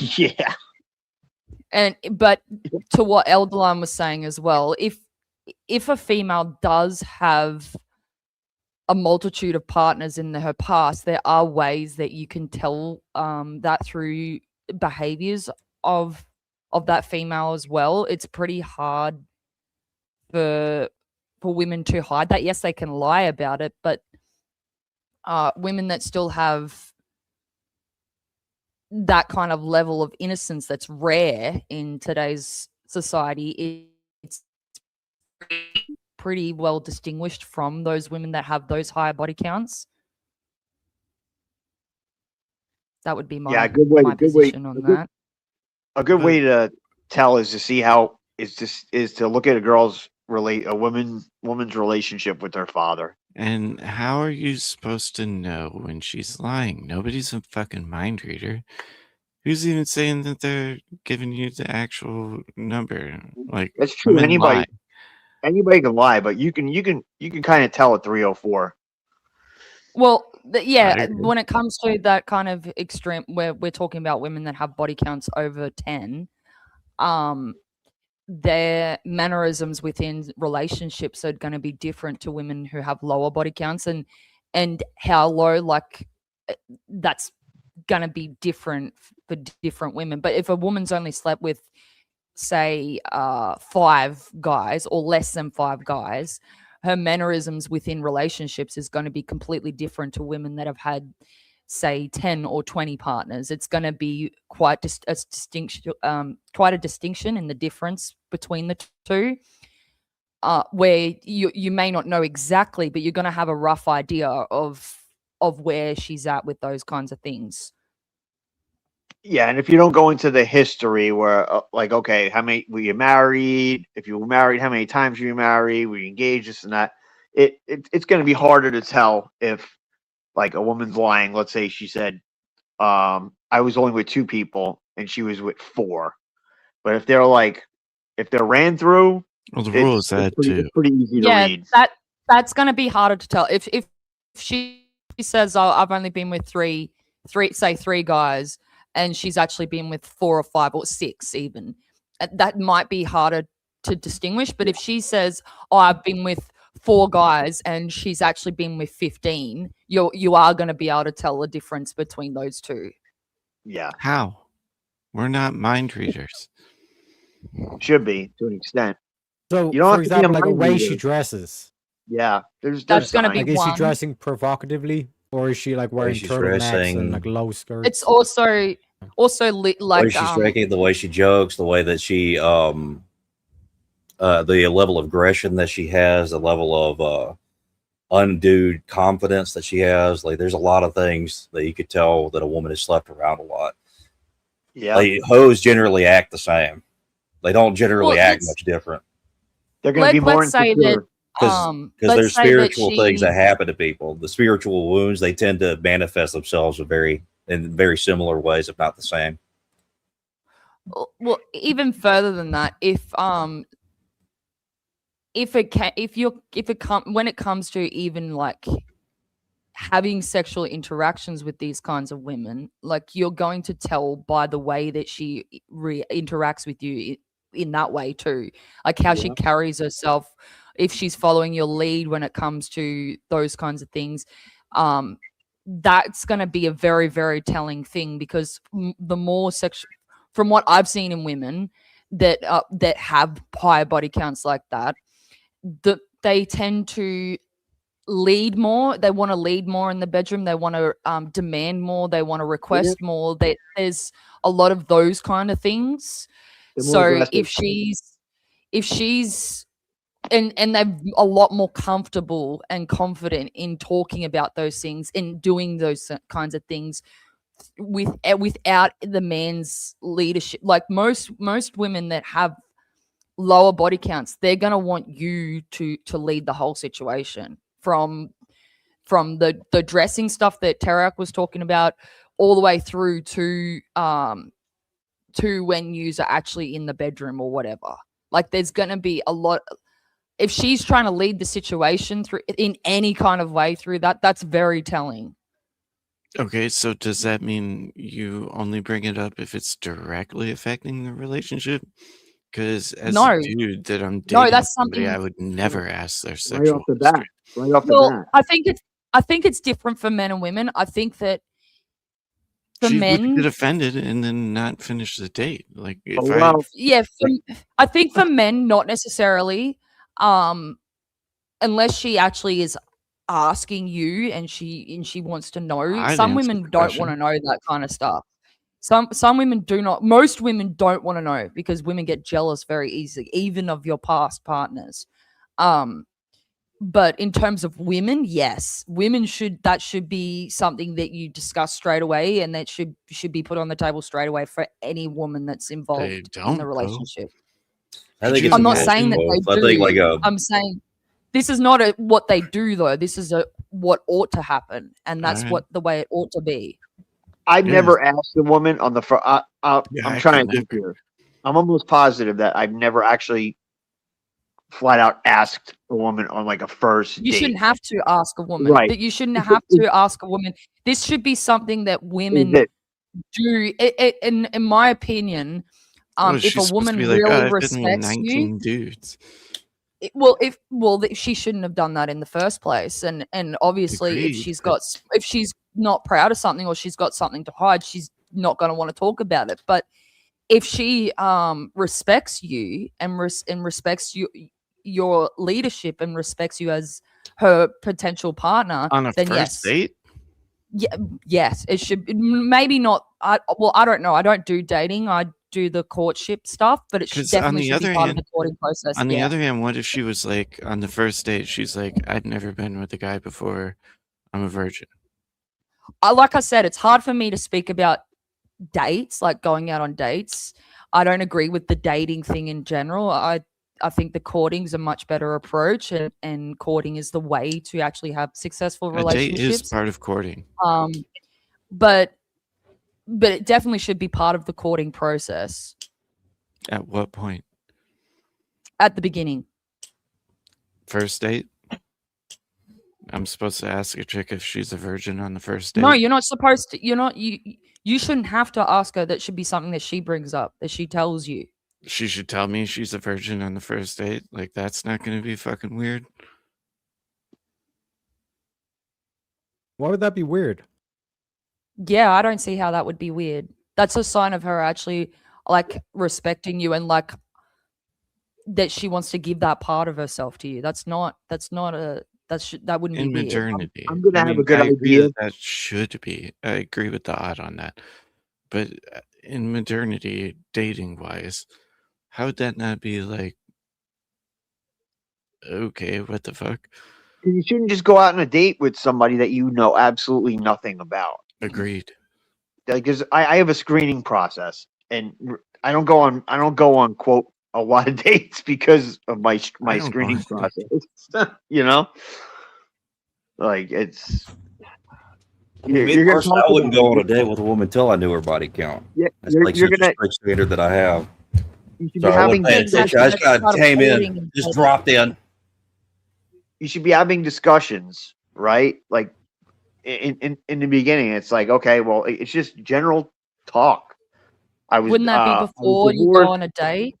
Right, that's what I'm saying. That would be a That's- part of courting then, not a part of dating. Right, that's what I'm saying. It's a 100%. screening process. I agree. And ladies and gentlemen, we got a donation from Shazzy, £20, says happy Saturday, Teriak. Happy Saturday, Shazzy. And like I said, let me give the striking clip. I'm going to be spinning the wheel as well, folks.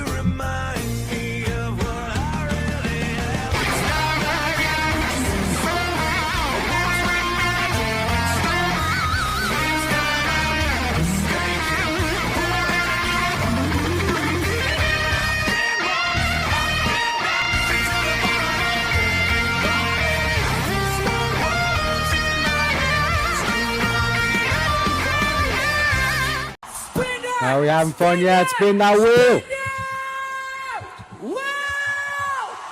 Ladies and gentlemen, should women in their late 20s or early 30s lower their dating standards to find a partner or continue holding out for someone who meets most criteria?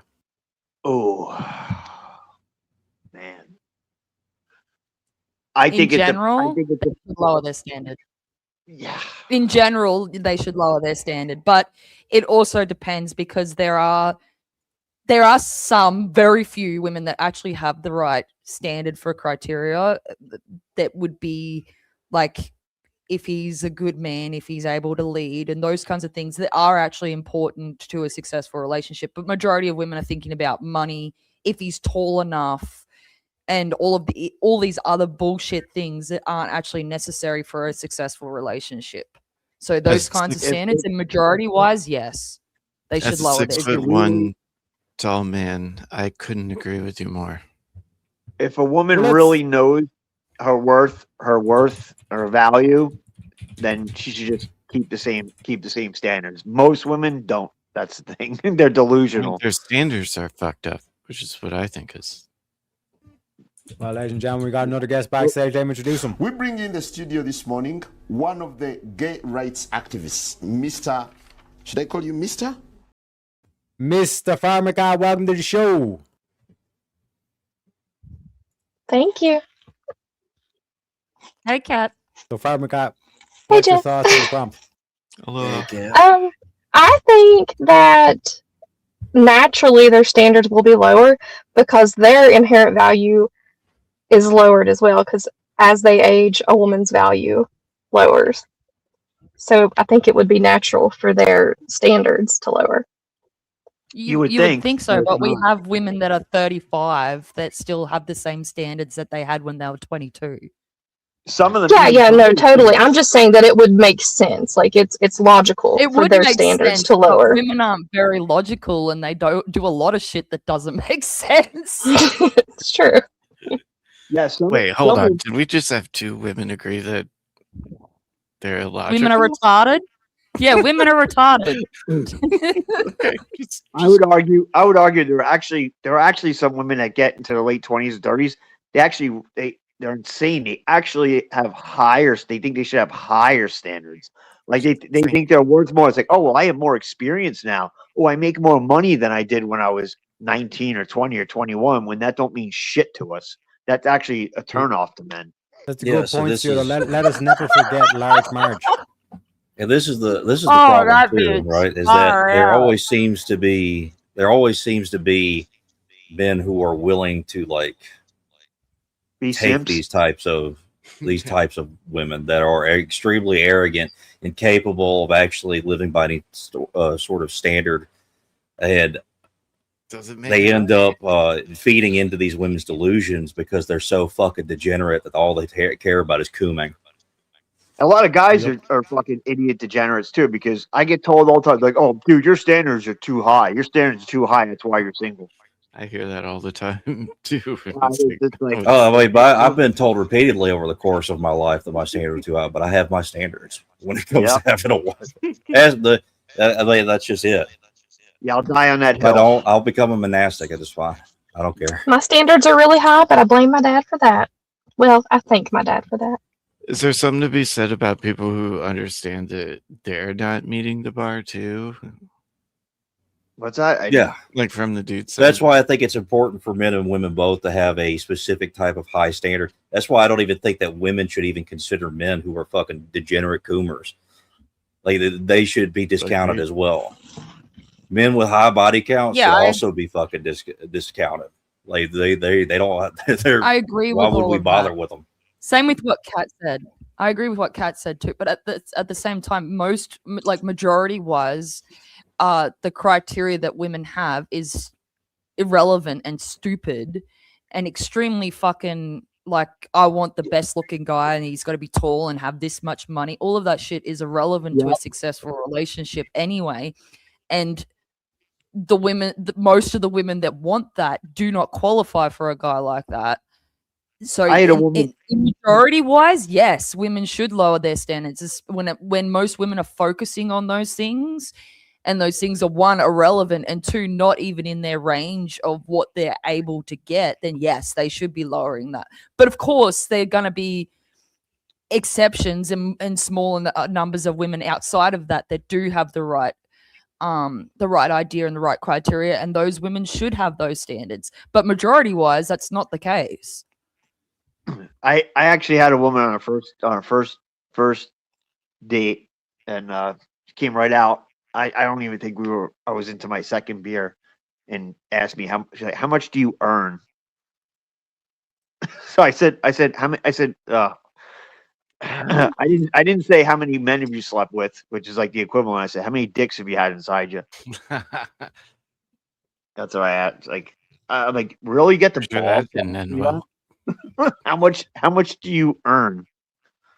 Get fucked. Was this like a blonde date? No, it was when I did the bullshit, made the mistake of going on these freaking dating apps. I forget which one it was.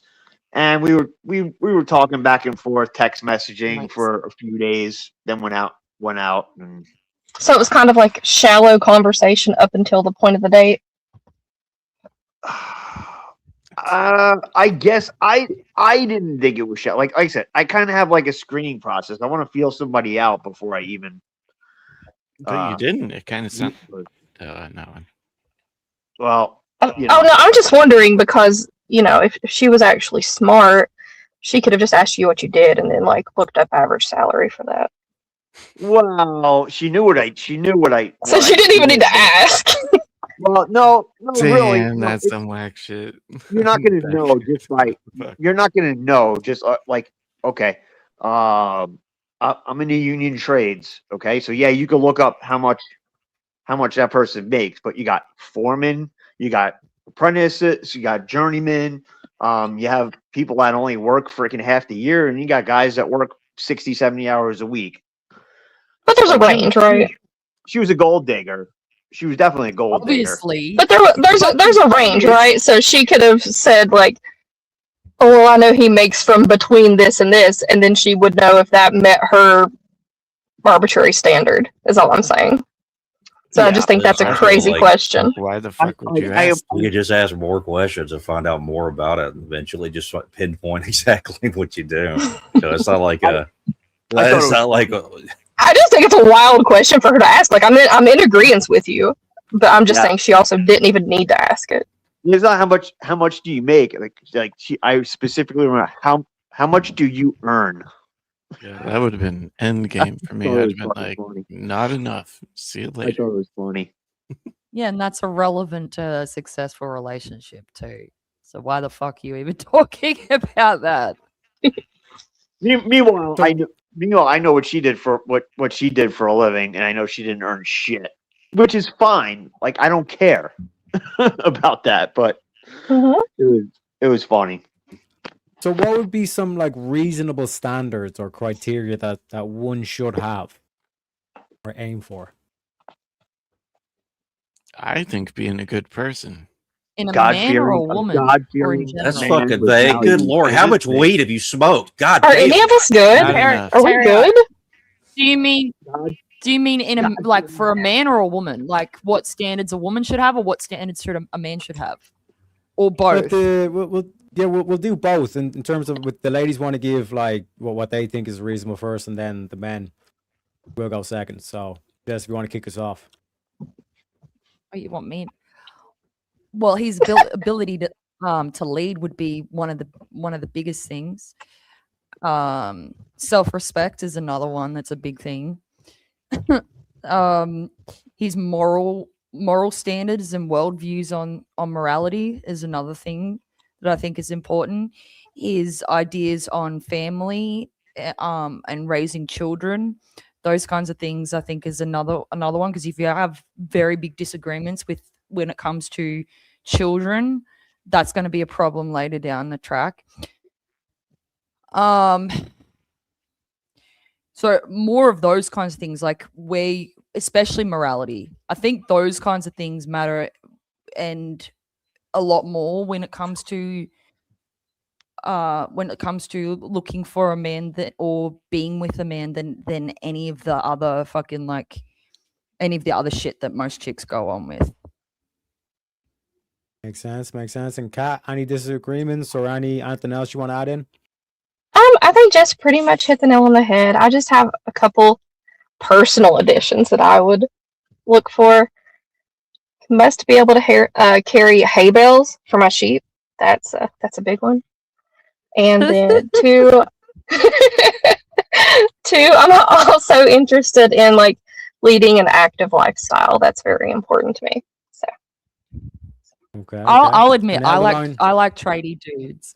I like dudes that are like that can get their hands dirty and actually fucking can build shit, make shit, fix stuff, that kind of stuff. That's something that I personally like. So I'll add that too. Hey, here's something I want to add on that. Okay. A lot of women You're a like chick now, that. Pseudo? Listen, a lot of women like that. But here's the thing. Many of them, they don't get that when I come home from fucking work, like sometimes like I don't want to do nothing. I just want to freaking relax. Like it's like, oh, let's go here. Let's go here. It's like, give me a fucking break. Let me fucking relax.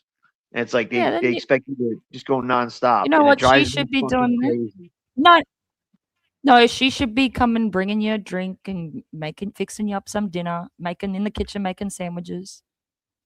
Yeah, That's I what only she had should be one doing when you come woman. home. Yeah, I only had one woman that did that. Never. That was it. Well, so this was my standard. My standards are pretty like easy. It's like low body count. Only been married at least the same amount of times as me. Be interesting to be around, and that's going to be subjective to each individual. So I'm not going to go into like my individual details, but someone that's interesting to be around that wouldn't be fucking annoying. I don't want to be a fucking annoying all the time. No nagging, please, unless it's funny. Funny nagging's good. And now we know why you keep Kat around. All right, settle down. Yeah, there's a lot of boring. Dudo? There's a lot of boring people in general out there. There's a lot of fucking annoying people out there too, and a lot of Annoying and retards. annoying. Yeah. I don't know. I have a sense of humor. I'm always, even at work, I get shit done, but like I'm clowning around and making fun of somebody, making fun of myself, just being stupid. It's just I'm a grown man with the mind of a fucking 7th grader. And that's what gets me through my day. Otherwise, I'd want to shoot myself. It's my job. In So Minecraft. what's your criteria for a woman? Just pleasant to be around, shares my values, and is willing to let me lead. Obviously, I got to be physically attracted to her. That's important, you know.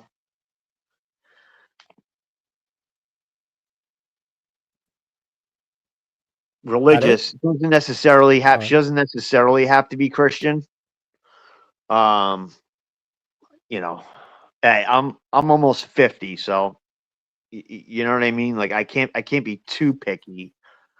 I probably am still too picky if you want to know the truth, but I don't know. I'm not that complicated, so I think I pretty much said all of it. Okay, and Darth, your criteria?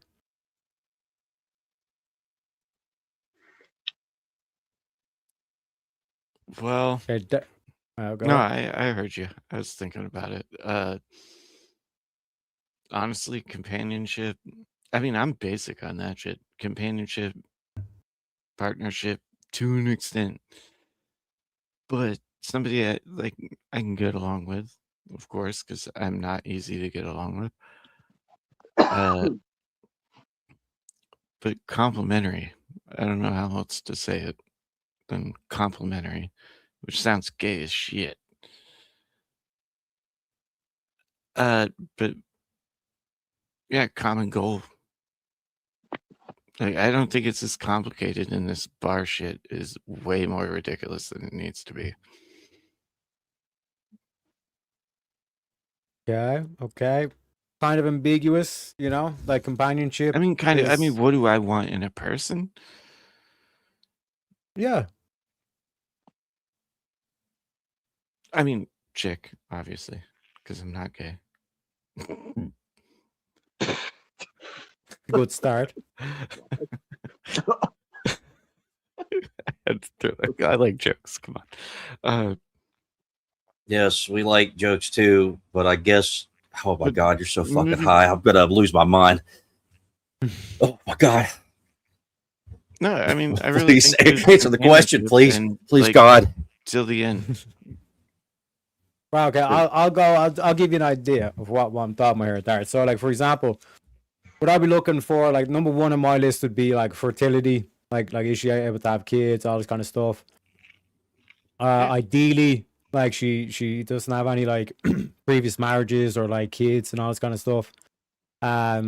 Morality, so pretty much like Christian would be the main thing. I understand like there's other religious women, all this kind of shit, but I ain't dating no Jew. Muslim would be like just a fucking headache. Like, don't even get me started on the fucking Buddhists. You know what I mean? Like, this bitch constantly telling me that life is meaningless and all this kind of shit would just make me fucking blow my brains out. So Christianity is basically like what you need to be. And then frugal would be probably one of them as well. Because, and I understand, like I said, even just like naming that would be fucking a rarity with the amount of chicks that like would always have to have their makeup or their fucking like cosmetics and all this kind of shit as well. But that would be the main kind of like 4 I'd go with. I would agree with that. The makeup. Oh my god, that's the freaking Yeah, I'm worst. not a big fan That's of one of the makeup first either. things. One of the first things that stands out. If a chick's got bad skin, and it looks like they got so much foundation on, they put it on with a spackle knife. Oh my god, just run for the fucking hills. Run for the hills. But fertility, yeah, I mean, I would say, God, at my age, though, I mean, I definitely have to be dating much younger for that. But I'd love to have another kid. I'd have another kid, the right woman, in a heartbeat. I think the best thing that ever happened to me is best years of my life, even as a single dad. It's like your kids grow up and they're gone. They're still there, but I would agree with that. Fertility love would that be a for a one kid. for me, like wanting to have kids because I'm older. So I didn't do that. So yeah, I agree with you on that, Terry. Low body count is as well. and I was one of those people. Like I'm at I 4.5. So I said I'd never have kids. 4.5. I was How high are you? What does the fucking half stand for? I don't want to know. I don't want to know. Sure about you don't that. wanna know? I'm curious Yeah. now.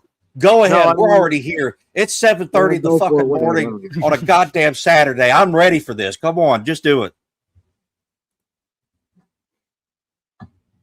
What is half a child, Darth? no, not half a child. No, half Body half count. sex. Are you talking about half of The sex? body count is 4.5. Oh There's no shit! fucking way. What are you talking about? A midget, like a fucking woman that lost her fucking legs or something? What are you talking about? You're making- I think I know. Is it a nugget? hold on. Can I say it? I want, Can I just I say it? want pseudo Did you out of you defense. fucking nugget? Did you go? He counts head. Did you go? It's got to be head. It's got to be head. Yeah, it wasn't me though. Well, I Was it hope you you're that not- was the I nugget. hope Well, you're not I just assumed. going I'd down hope not. But what and are you chick talking about? willy-nilly. No, the half is I ate a chick out. That never came to fruition. Oh my God, you're retarded. Ooh. All right. we're going Oh down my dark. God, you're retarded. This isn't Kieran's live stream. I'd act the same. I act the same everywhere. You could literally ask. I literally act the same no matter where I'm at. Me and Teriyak are having the Hold on, same hold expression right now. My hand is over my face as well. No, it's fine. I looked at the screen I'm and we not were gonna tell the story, but it was a dark time. All right. It was a dark time. Yeah, you apparently lost some brain cells there because you think you Yeah. had sex with her halfway. Like I don't even understand what you're talking about. Oh, so what? Like what is going on? 4.25? How high were you? How much weed did you smoke back then too? I'm so good. I'm fucking confused. I'm confused. Well, how do I count it? Should I just said 4 then? I thought my body count was low. Well, if I a mean- chick was asking, oh, no, this is a legit. I don't know. Just count it as 5. Yeah, just count it. If Yes, that's one of the say, five- count Because you literally like you technically interacted with 5 vaginas, know. so it's 5. But it, I don't feel like that fully counts, though. It does. It sounds like coke. It sounds like coke You to know, me. this That's what it is like sounds like. It the sounds like way that fucking women coke. describe it. If you're Women if don't- you're a woman, you Myself count, here. What are you talking What about? women say. if you're a woman, you count it as 4. If you're a guy, you count it as 5. How's that? I'm out here trying to solve degeneracy. You're out here trying to fucking cope out of it. How am I coping out of it? I told you the fucking shit. I could have not said Yeah, it. you told me half. You said half. Yeah, because That's worse. That's worse than lying about it. That's worse than lying about it. That's trying to say, oh yeah, it's only half. It doesn't. It kind of counts. Go fuck yourself. Okay, I'm getting mad. I'm getting mad. That's what Why are you women getting say, mad? though. It kind of counts. Hold on, Like hold the on. amount of women I've read say Kind that of counts. bullshit. There was vagina involved. It counts. 5 cooters. There you go. All right, 5 cooters. All right, I got it on your authority. I don't know why Well, Elder Line's got to get so technically, butthurt Elder about it. Line, what I do Wouldn't is- it be 4 3/4? Oh no. We're doing Harry Potter math here. How much fucking cope are we going to start division now? We're going to divide the Who's numbers coping? of how You're the many one fucking parts, getting how butthurt over what's the surface area in which he interacted with? Is that what we're going to do?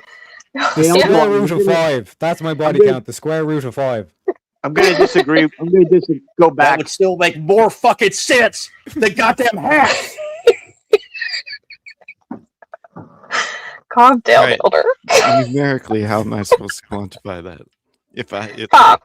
all right, fair enough. You stop coping and you just realize, yeah, okay, that was Elder Line, you degenerate. need That's to shut fine. the fuck up for a second because I'll if a talk. chick I'll were to talk ask as much me as I what want. my You want to body do this count bad boy? was, Let's I go. wouldn't I'm not ready to spurg. Let's do it.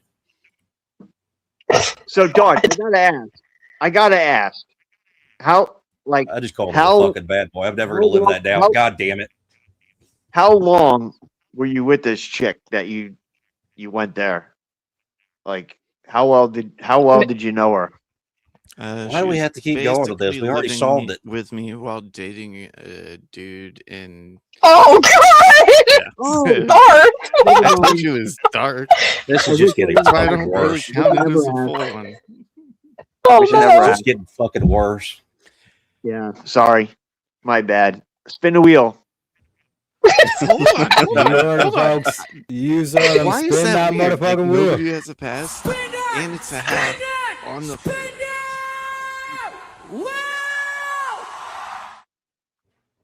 Does following and liking posts from attractive people of the opposite sex on social media create avoidable jealousy and trust issues? Yes.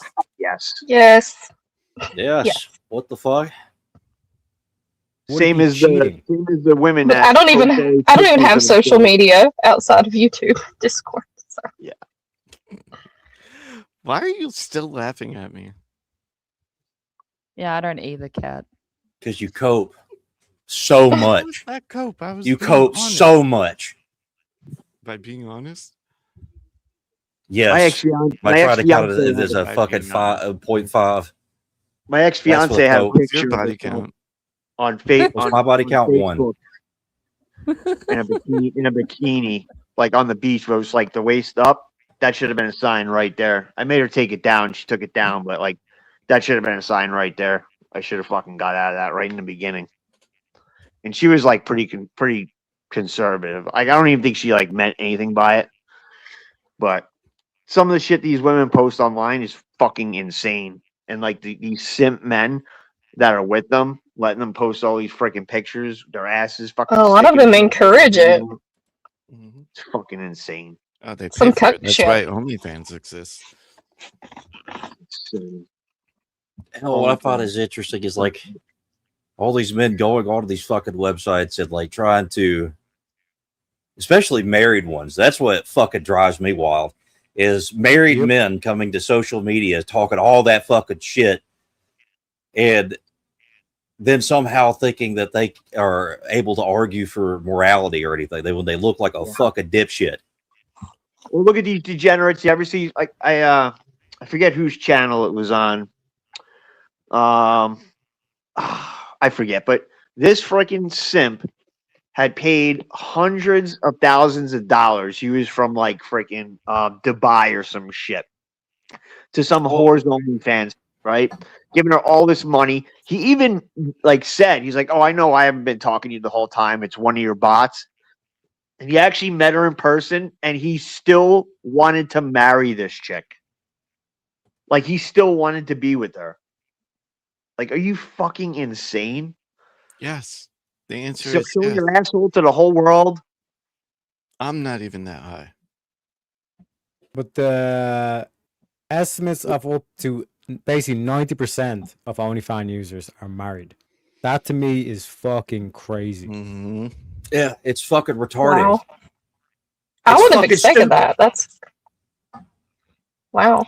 You shouldn't be watching porn or any of that if you're married. You shouldn't be watching porn anyway. It's freaking disgusting. I was gonna say. I don't even think you should be looking at women. I think you should wear blinders when you're out in public. I think you should just stare at the floor. Oh, good lord. Okay. Especially men, that's actually porn, not a bad idea. Porn with actual sexual activity between a man and a woman. Like, But why would you want that to see turns another into guy's the job real quick. as a man? What the fuck is wrong with people? Well, that turns into the job real fast. What you mean? Well, like if you shouldn't be showing skin and all that, and you should be like covering, yeah, it turns into Islam real quick. As much as I Yes, hate I think Islam, all women should dress as either librarians or preschool teachers. They need to cover themselves. as much Put as the I hate tits away. Islam, As well as men, do not wear V-necks. Put your tits away as well. Yeah, don't wear deep V's. I don't have I'm tits, anti man. V-neck. Yes. oh, V-necks are disgusting. V-necks are disgusting. It's just awful. They're just titty shirts for men. It's disturbing. I don't understand Maybe it. wearing a 3-piece. And it looks like shit anyway. 3-piece? What? And turtlenecks for women. How did you get the Shouting out 3-piece? Periac.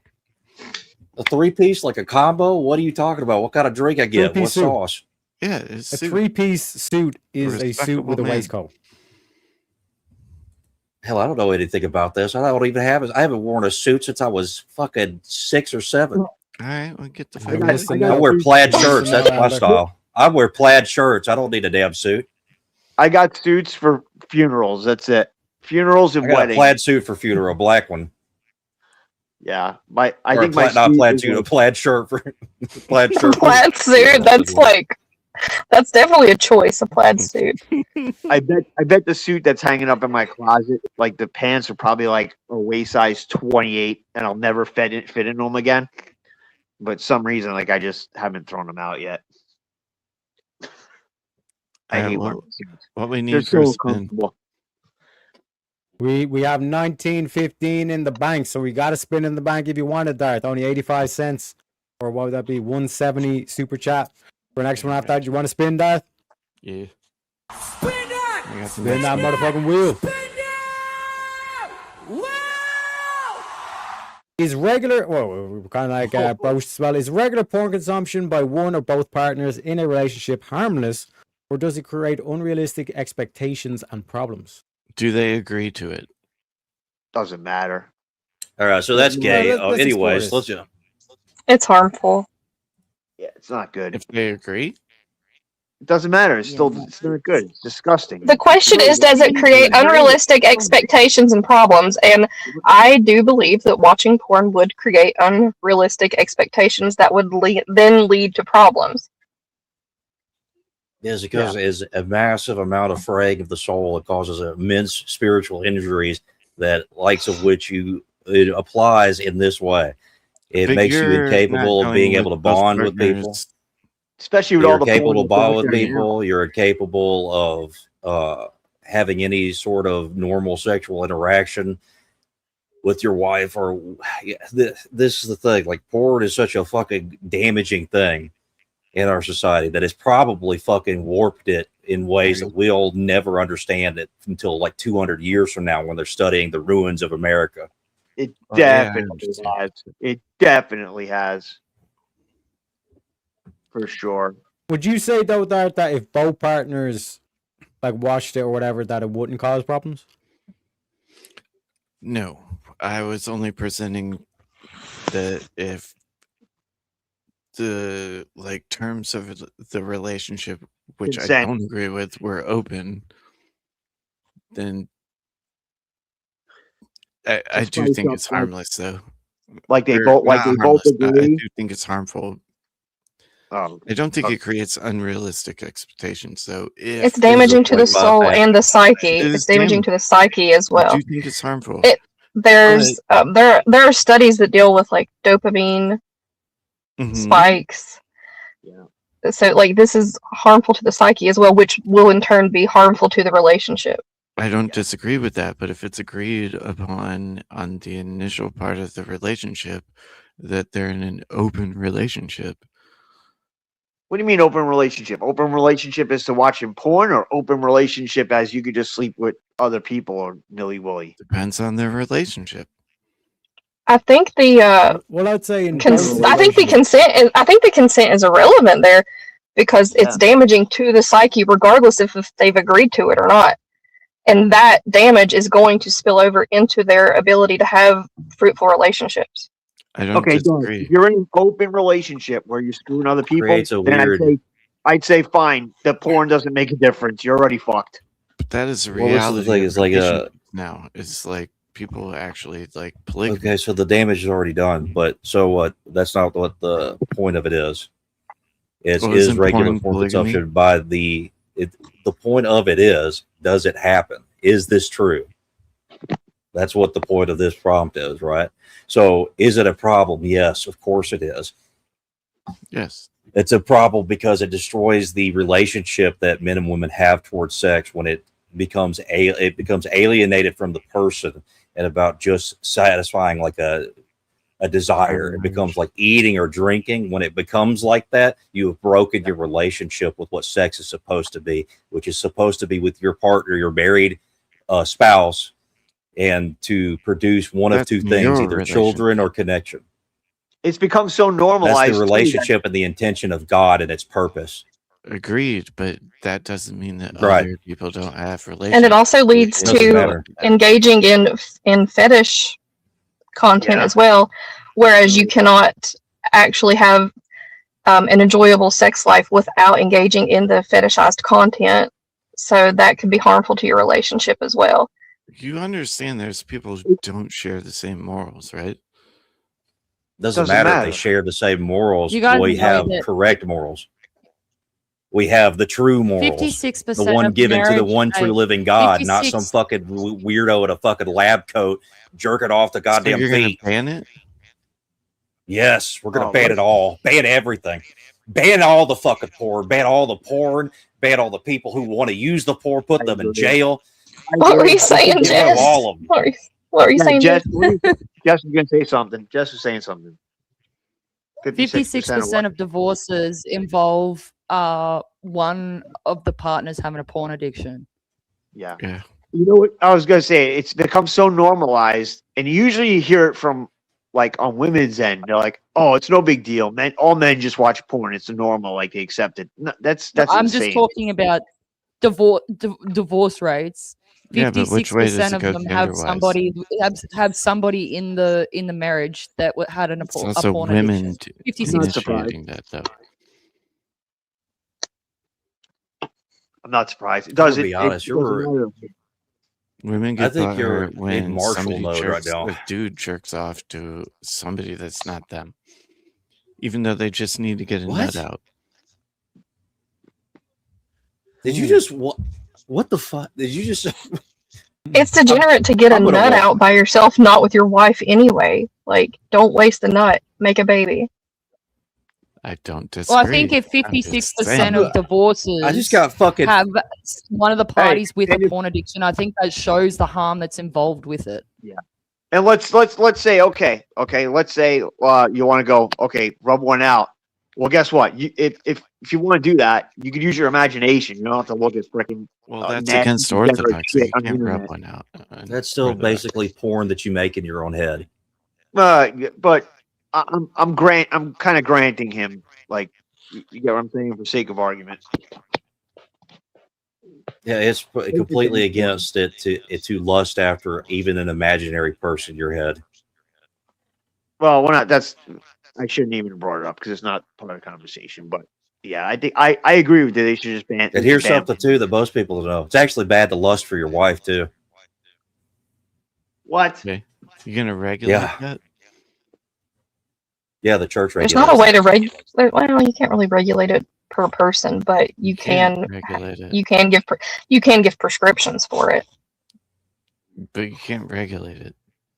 So it's bad. It's bad. It's bad to. Who's fucking want to- regulating it? It's bad to have Nobody. sex with your wife for any other reason than creating a child. Is that what you're saying? No, there's two reasons to have not sex. even- It's to bond with your wife or to have a child.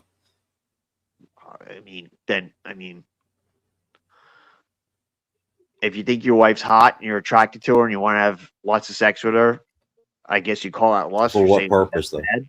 What if your For what wife purpose? likes watching Just- porn just to and share- it gets just to her to bang you? experience each other, share each other, bond with each other. Well, within the idea of what the bond is the idea that the wife is responsible to keep the man satisfied and the husband is responsible to keep the woman satisfied. So in that sacrificial lust is a self-centered idea that you are using the other person Hey, for but your that's own your sexual worldview. desire. What is your worldview then? Yeah, it doesn't seem like you have a worldview. Source on what I just said to Kara. You got that 420 worldview. I just was trying to look for it. I'll send it to that's you. just pass. Got that 423 piece ideology going on there. You got the sauce on the side. No, Terry What sauce is you wearing got? a 3-piece. I guess you didn't. What get were you that. saying, Jess? I was saying that I actually, while you guys were talking, I quickly tried to. I was looking for the source to what I was saying before. I've seen it in a few places, but I'm just sending it to Teriak so he can have a look at it if he wants to, or later, or whatever. I'm sure there's cases where porn contributes to divorce. I don't doubt that for a second. I definitely don't think it's harmless. Just to be clear. Oh, those are American. Those are American statistics as well. That 56% of American divorces have porn involved. Not even porn involved, the porn addiction. More than 56% of divorces had a Yeah. partner with porn addiction. 40 million Americans, most men, have And admitted that's to watching American porn regularly. Yeah, By the way, you need American to, statistics. you guys need to lay off the me being high thing. Just because my name's 14. I just want to double down so hard right now. I want to triple down now. That was like the worst possible thing you could have said to me. All right. Hey, Dawn. I got a question that, like, if you do it, I mean, whatever. Like, that's your thing. Like, why would you want to make it your identity? With the 420 part, we gonna go on the weed debate? No, it's not the weed debate. Not like, why would you want to why does it have to be like your identity? Like, How is it my identity? bro, Your little avatar thingy says 420 Mhm. lounge. Yeah, and I smoke weed. I Cannabis, sell weed for a living. But I'm Right, not but is allowed- that is it your identity? It Because is you're my saying channel. you're saying like don't make it your identity, Alright. but you're Alright. making it your identity. I'm starting to Yeah, it understand is why for my he's channel. so against people regulating stuff now. Yeah. We're going to Well, then regulate. you weed. can't We're gonna get you rid can't of it. really get There we offended go. by Is that you 420? can't really get offended by people assuming that is your identity when you're portraying it as your identity. First off, Pseudo and me have history, and he always argues with me about weed. I'm not arguing about you, dude. I'm not even arguing about weed. This is Like, why I let's keep say- joking. Here's how I'm looking at it. All right, and hear me out. Okay, it'd be the same thing as like the way gay people, make it all. It's all about their identity. They gotta have the rainbow, this or that. Like that's kind of like how I'm looking at it. Like how You know a what lot of people marketing even see is, it. for fuck's sake? What's Teriak's that? fucking Teriak 420. What are you talking about? Listen, what if Dude. I had my thing and it was a fucking whiskey bottle, and I had Jack Daniel's 2575. And Right? Like, why would somebody want to make that their identity? what's Never your mind. point Like, again? I'm just You've throwing it really out been there, on the that's all. 420 shit for like too long. Are you claiming it kills my brain cells and I haven't been able to make an argument to I'm you? not even listen. I'm not going to even- be honest with you. I'm asking- so uninterested about your personal weed life that I wish that we I could am talk about not literally either. anything else I at this don't point. give a shit about the weed part. You've as far as convinced me to far stop as- talking about it. You've done it. Good. Let's stop. Let's stop. Please, for the love of God, let's stop about. Well, can we talk about the topic? Don't worry. We got a spin coming. First of all, we're going to shout out to Candace. Apparently, Candace Owens is watching the show for the $10 via PayPal. Also, She shout should've out to tipped Abe more for than the that. 10 Lucky Charms. Get the She old should've gold coin tipped for the pot. 300,000. And then we got Farmer Cat as well for the $10. Let me give a shredding clip for those ones. And then we shall spin the wheel, ladies and gentlemen.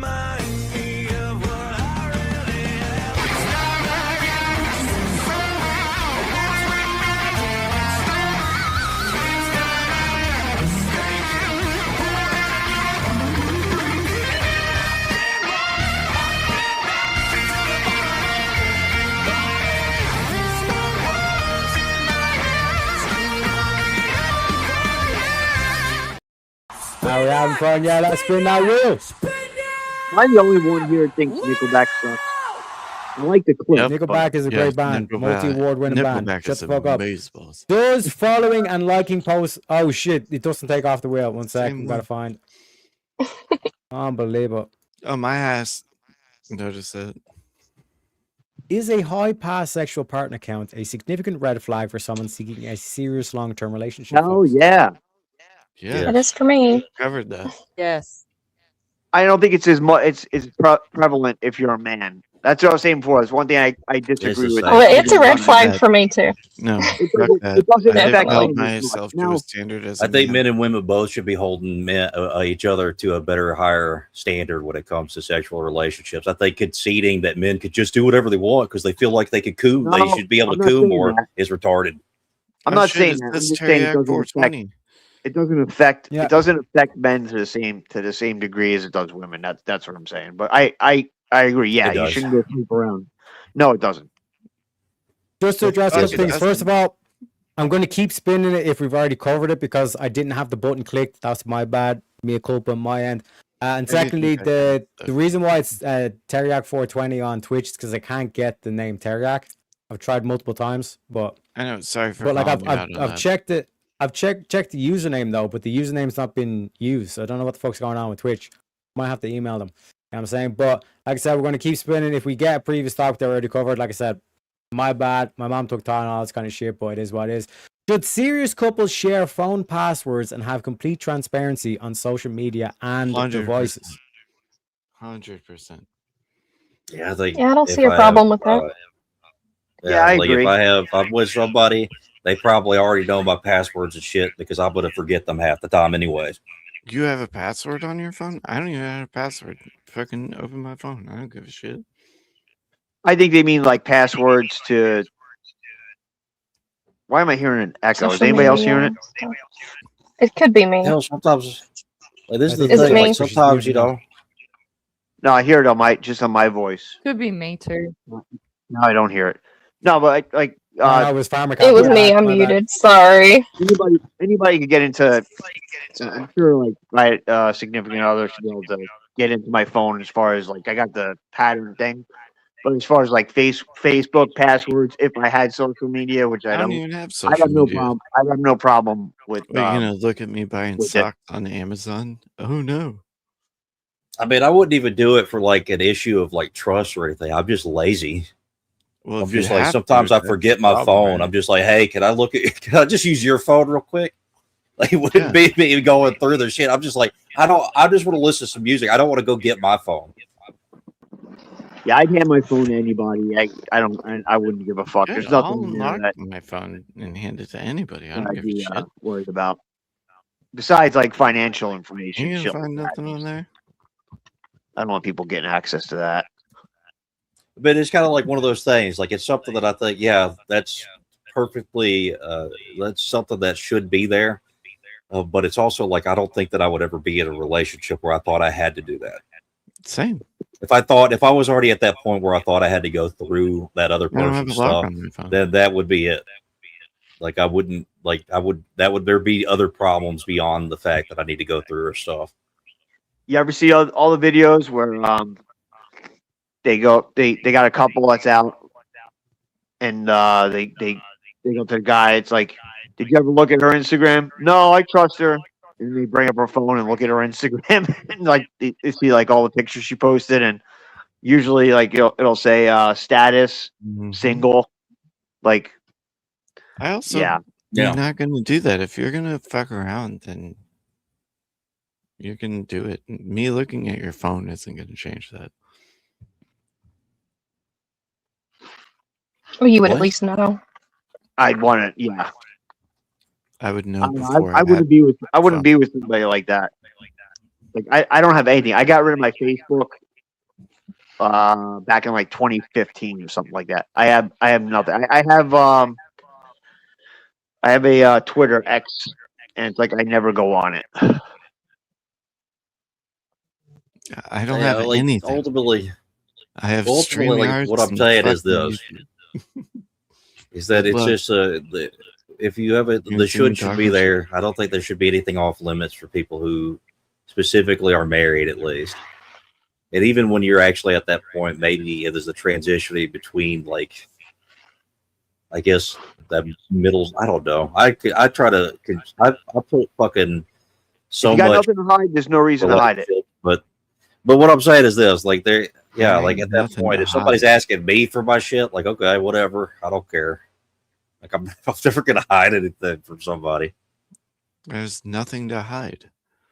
Would Yeah. you give her access to the bank account though, Elderline? That's Nah. that's where I'm kind of. Yeah, and marriage. Checking account only. That's it. She has no knowledge of my investments, what I got in my Roth IRA, what annuities on, I she have. has no I don't idea what ever. I debt- don't. No ever one's getting plan to get access on to the board. yacht account. But she'll have Yeah, she'll have access to the funds if something happens to me. Nah. How much debt you got? I'm gonna provide. How much debt you got? I mean, Yeah, I don't like, really give a shit you about ain't money. never getting Yeah, access to you my don't give a crypto. shit 'cause you I don't lose know. $0. Who are you talking to about that? Didn't Shouldn't Dorothy somebody ask know about how your much debt debt? before? Didn't you a just say how much debt relationship? you have? That's a good. I'm sorry. That's actually a good question. I Yeah, I'd can't want- hear Question, that's when why. multiple people are talking. I'm very sorry, but I don't know what either of you said. Oh, I kinda asked thought they were the if- same if person. A significant other. At what point do you know about their debt?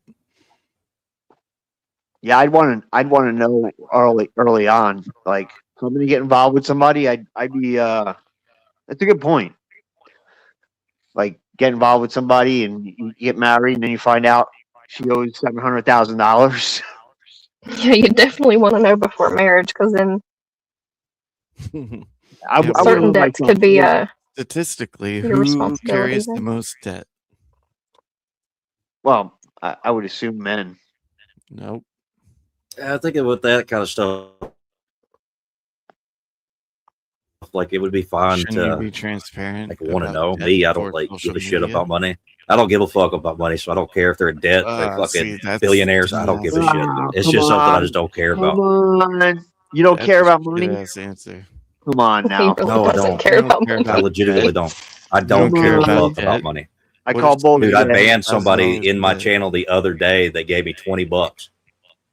Not You don't really, care- but that would have been cool if it had happened though. But if you don't care about money, you wouldn't have a job.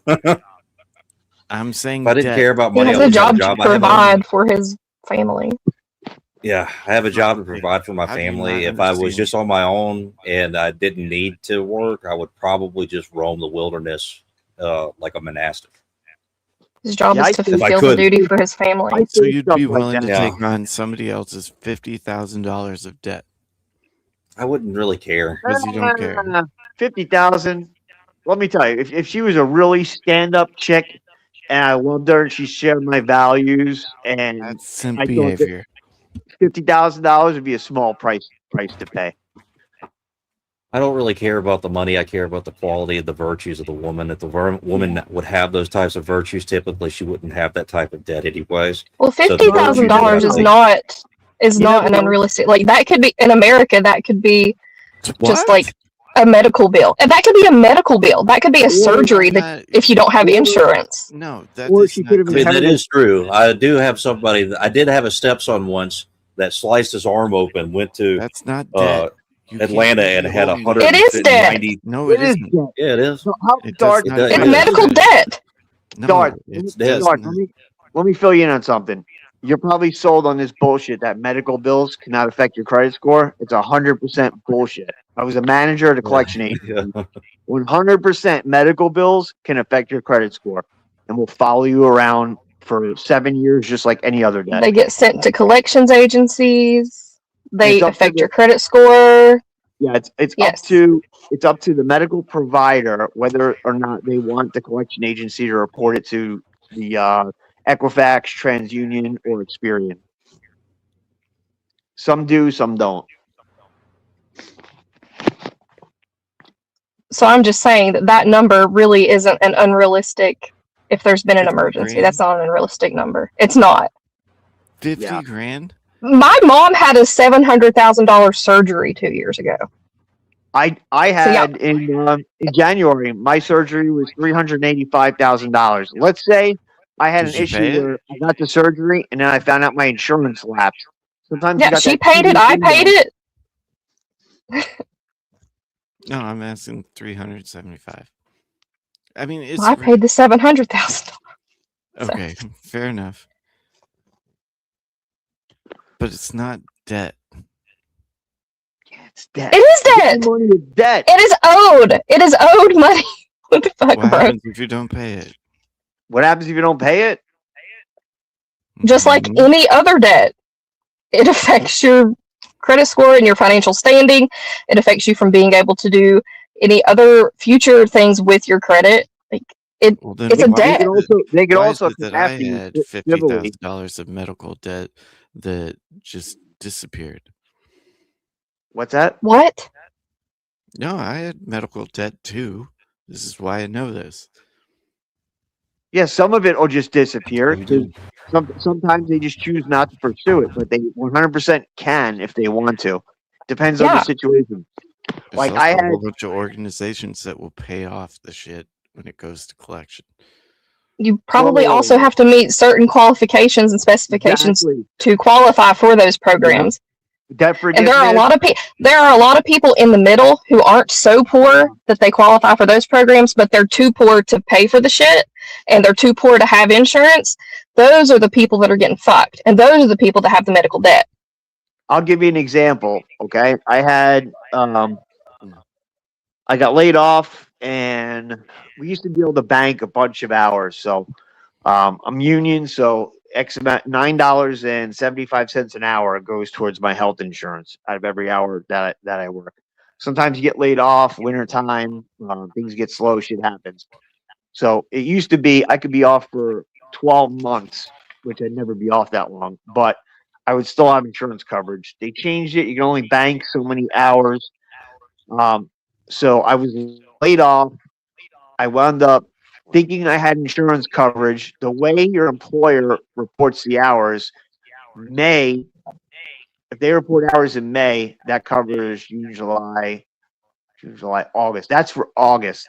So sometimes there's like this little window where you might not get the letter in the mail in time. It says if you want to keep your insurance, you got to pay X amount of dollars. So I had medical bills. It was like $7,000 or something like that. Now, my insurance company was supposed to go back. They canceled my policy when they shouldn't have. So they didn't cover it. I fought with As them. I said, well, fascinating fuck as it you. is to listen to this, we can talk about the topic, please. Yeah, Can we just go back? ridiculously off No, topic. never Like, I mind. was reading Well, no, I literally had a $50 medical debt reported to collections because they were sending my bill to my old address, and that was reported on collection and affecting my credit score. $50. So yes, it is debt.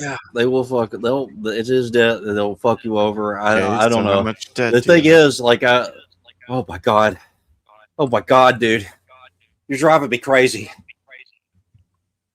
I mean, that's This kind is of not my a goal, complicated. It's because, not like, complicated.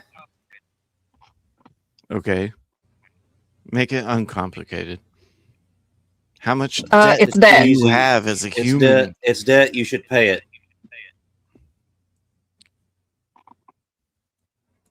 I have $100 worth of debt as a human. Okay. I'm gonna How much fucking do you have? take a. I'm gonna go. How in much do I Minecraft have? I have so hard right zero. now. I have zero. and that's the way it should be, right? Am I advocating for fucking debt? No, I'm saying that there is debt and that having that debt, if there was an emergency, is okay. That it should not discount a woman for being an eligible prospect. Oh my God. Do you not understand like trains of logic here? Okay, what we're saying is that a $50,000 debt for a woman, not even talking about me, a woman should not discount her from being a prospective wife, because that doesn't necessarily automatically mean that she's terrible with finances. It could mean that there was an emergency. Yeah. I just don't understand, like, what's the whole idea? Like, what is... Why would... Like, even if there's an emergency, if the woman is virtuous, has the core virtues of what's required of what I think a woman ought to be, why I don't think that the money would affect somebody one or the else's other. debt? Jesus Christ, this isn't that hard of a concept. Because I care for the woman, I appreciate her virtues, and I want her to be my wife, and I want to love her and have children with her or be with her for the rest of my life. That's why. So, Dard, if you met an amazing woman, right, and you found out, like, let's say you were together for 10 months, you get engaged. Let's say she had a medical bill, she thought it was paid, right? And then it pops up. Oh my God! I find out I owe $3,500. I should have had insurance that cover. I had insurance that should have covered it. Sometimes the insurance company will say "fuck you" and they're just not going to cover it, even though you should. What the fuck do you not know what your finances are, dude? It fucking happens, dude. No, people have incompetent. unpaid bills that they don't know. that. People have bullshit. No, I'm on because top of my finances like a motherfucker. And let me tell you, sometimes and you don't know what your hospital bills are or what your debt is. Listen, sometimes here's what happens. The insurance, let's say you go to the hospital, you give your insurance card to the emergency room. Well, guess what? Let's say you had to go in for surgery. You have anesthesiologists. You have the doctor that treated you specifically. You have the person that does the ultrasound. Those are all separate. Those are all the state separate. pays for that shit, right? In the United States. Those are all separate contractors. The hospital doesn't automatically give your insurance information to those people. So sometimes things slip through the cracks, and it goes so far, the insurance is going to go back and say, "Oh, you know what?" That's not negating the fact that I need to know if you're in debt. If I'm dating you, what the fuck? How are you going to obfuscate that? My fucking phone's dead. I'm trying to donate money to get this off this fucking top, and I can't do it. I got to charge my fucking phone. I hate both of you. You're both pissing me off. I would fucking. And both of you, if I ever see you in Minecraft, you're fucked. Yeah, I hope so. Minecraft. You're retarded. Yeah, but like, is there any amount of debt that would just be? I'm agreeing with you. I'm not gonna write off a chick for a little bit of money that she finds out you. But what's the threshold? That's on that? based. What if somebody's fucking 10 grand in debt and then she springs it on you 8 months into dating? That's fucking retarded. That's different. If it's because she was irresponsible. How is that different? Oh my God. Never mind. That's literally what I was asking. If she had $50,000 in credit card debt because she was a dumb bitch and wanted to go out and buy fucking hair products. Doesn't makeup, matter what it was for. It matters how much it is. It does. It does matter because it does matter. It's the difference in being responsible and having an emergency. That's exactly that's all I'm. 10 months in. There would be a difference between what the virtue is, and circumstance. That was what you said. 10 months in, you find out she's in debt. You said 10 months, pseudo. When the fuck did I say 10 months? I said pseudo. I said pseudo. But dude, sometimes shit fucking happens. It takes forever. Yeah, it sometimes shouldn't take 10 months to tell me that you're in debt. Listen, a medical bill in particular can sit for 6 I don't 8 give a months, shit what bill it is. You should let me know you're in debt. Okay, so she didn't even know she was in debt. Responsibility, even if it wasn't her How do you fault. not know you're in debt? That's your preference. It happens, Oh my dude. God. It happens. Okay, so let me give the scenario. Let me give the scenario, right? You're 10 months into dating this chick, okay? Right? And like there was a backlog in the insurance and all this kind of stuff, and she had thought that like the insurance company was going to cover this medical emergency or whatever. And it took 10 months to process, and in 10 months she gets a letter in the mail saying she owes the hospital 50 grand. Are you saying right that's relationship over? No. No, but No. she should have told me. That's maybe she didn't know. She didn't about know. Oh my god. Well, does she tell me This at is, that this is a moment? good woman. I really like her. Yeah, I probably, please. I probably Phone help her charge, deal please. with it. Deal with it. Phone police charge for the love of God.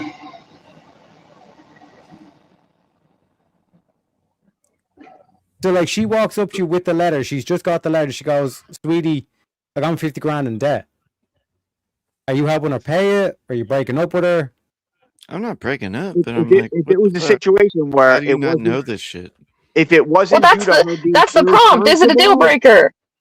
oh my god, if it wasn't due to her being irresponsible, I'm like, How is that not irresponsible? because dude, it fucking happened. Oh, you know, just having to have your appendix out. That damn bitch. She was so irresponsible. But she knows she has her appendix out, right? And she went to a hospital I and just had don't a understand. procedure. Yeah, she How also does thinks that she has insurance I'm done. coverage. I'm done. I don't want to talk about this fucking Yes. topic anymore. I already said everything I need to say. I'm not going to write a girl off for something like cook. that. Let me If she had a bunch let me of cook. credit I'll card get debt, him there. I'll get him there. that's different. I believe in that. Okay. So like that, like there's a backlog in the insurance company and all this kind of shit. She never heard back from it. She thought that was covered and all this kind of shit. Fair. And then 10 months later, she gets a letter in the mail saying, "Oh, by the way, we're not covering this. You owe 50 grand." Am I responsible for that?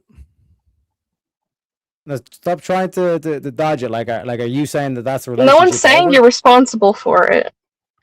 We're just asking if it's a deal breaker. Are you ending the relationship when you Oh. find out she has that?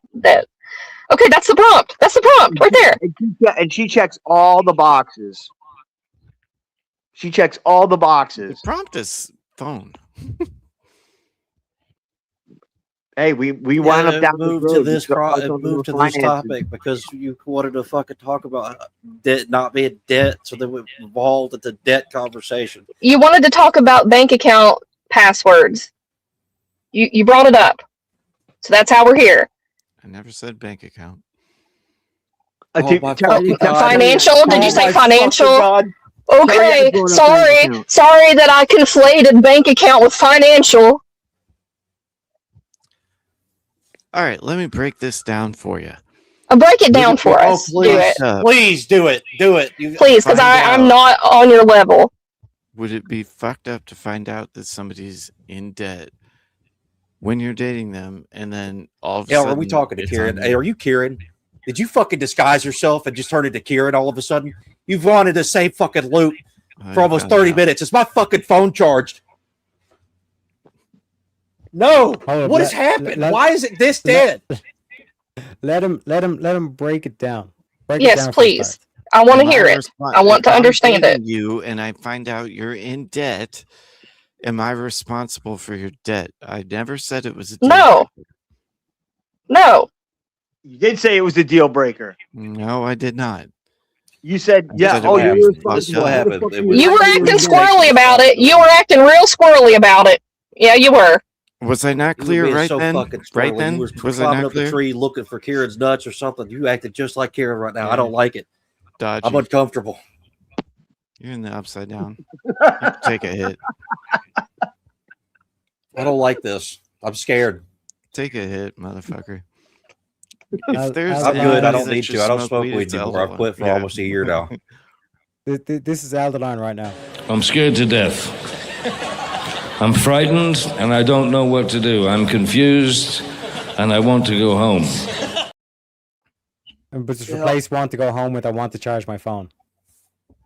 So you're gonna Yes. just incur unnecessary debt.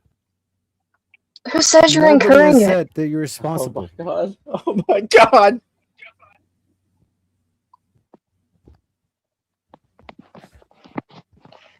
Like, I You get think what the I'm saying question there? is more. I think the question is more about her virtue. So, the manner at which she's accrued the debt matters. Correct? Would you agree? Right. I would agree with that. Yeah. Okay, then I think So that we goes don't along agree with her that. We virtue. don't agree with that. If she is irresponsible and just spending on everything and accrues a debt in that way, I think we can judge virtue that, you know, maybe she's not the right one. But if there was an emergency situation and she's accrued a debt in that manner, then I do think that that can't really attest to her virtue. Nobody's saying you got to stay with her and pay the debt off. But what we're saying is like that's a deal breaker because they found out they had this debt. I said multiple times it's not a deal breaker. Oh no, I don't think you did. I think you got short. I term did memory. 100 No, times, you didn't. actually. I don't think you did. I don't actually remember if you said it's a deal breaker, but you acted real squirrely not a about it, and deal you were being contrarian about it. Which okay, that's fine. It's a panel. Somebody has to do the dirty work, but you were being a little squirrely. No, you didn't exactly use the words. It's a deal breaker. You said. Oh, thank God! How do they not know they have debt? Elderline says. Stalling, nigga! Okay, all right. All right, I'll spin that wheel.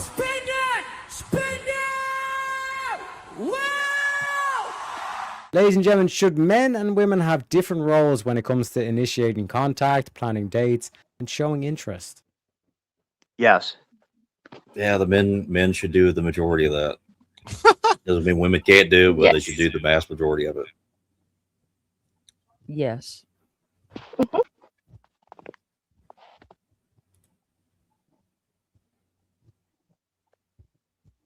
Any disagreements? No, I mean, I can give a little bit for a woman planning a date. Like if it's something special that she's thought of that she wants to share with the man she's dating, I think that's okay for her to plan the date. But as far as like initial contact, pursuing, I do think that falls more on the man.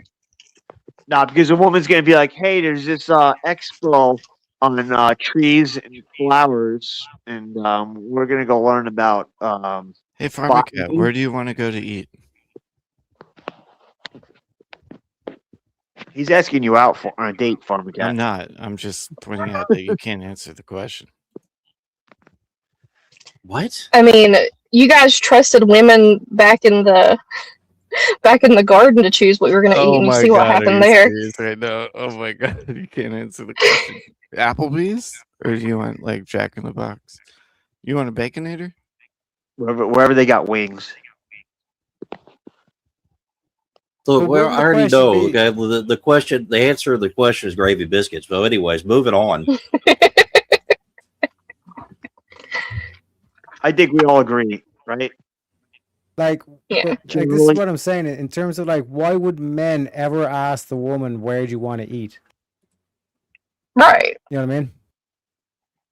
Stupid question to ask a woman. I don't know if it's like I've done 100. If I've picked 100 times, you could pick that one time. You know what I'm saying? Like just once, just one fucking time. I don't want to think about it. The better way to ask that question would be to give like two options. Like, hey, do you want to go here or here? Because if you just ask that's still me choosing. That's still me choosing. I don't want to think about it. I just want to go. I just want to drive. I'm just driving. But you're the man. You got to think about it, Elderline. You got to. You're the man. I've been thinking about it 99% of the time. You got to turn that. You got to turn that brain back on. You got to turn that brain back on. Just one time. Give me what kind of pizza? Yeah, we're not retard maxing anymore. You got to turn that brain back on. Every once in a while, 1% retard maxing is fine. Nope, unacceptable. Men have to be at least 1% retarded. But then you gotta give a time limit. You gotta give a time limit. Like, okay, if I'm gonna say, okay, where do you want to go? I'm not putting a time limit. I'm gonna sit there and I'm gonna stare dead in the face, and I'm gonna be like, I'm not picking.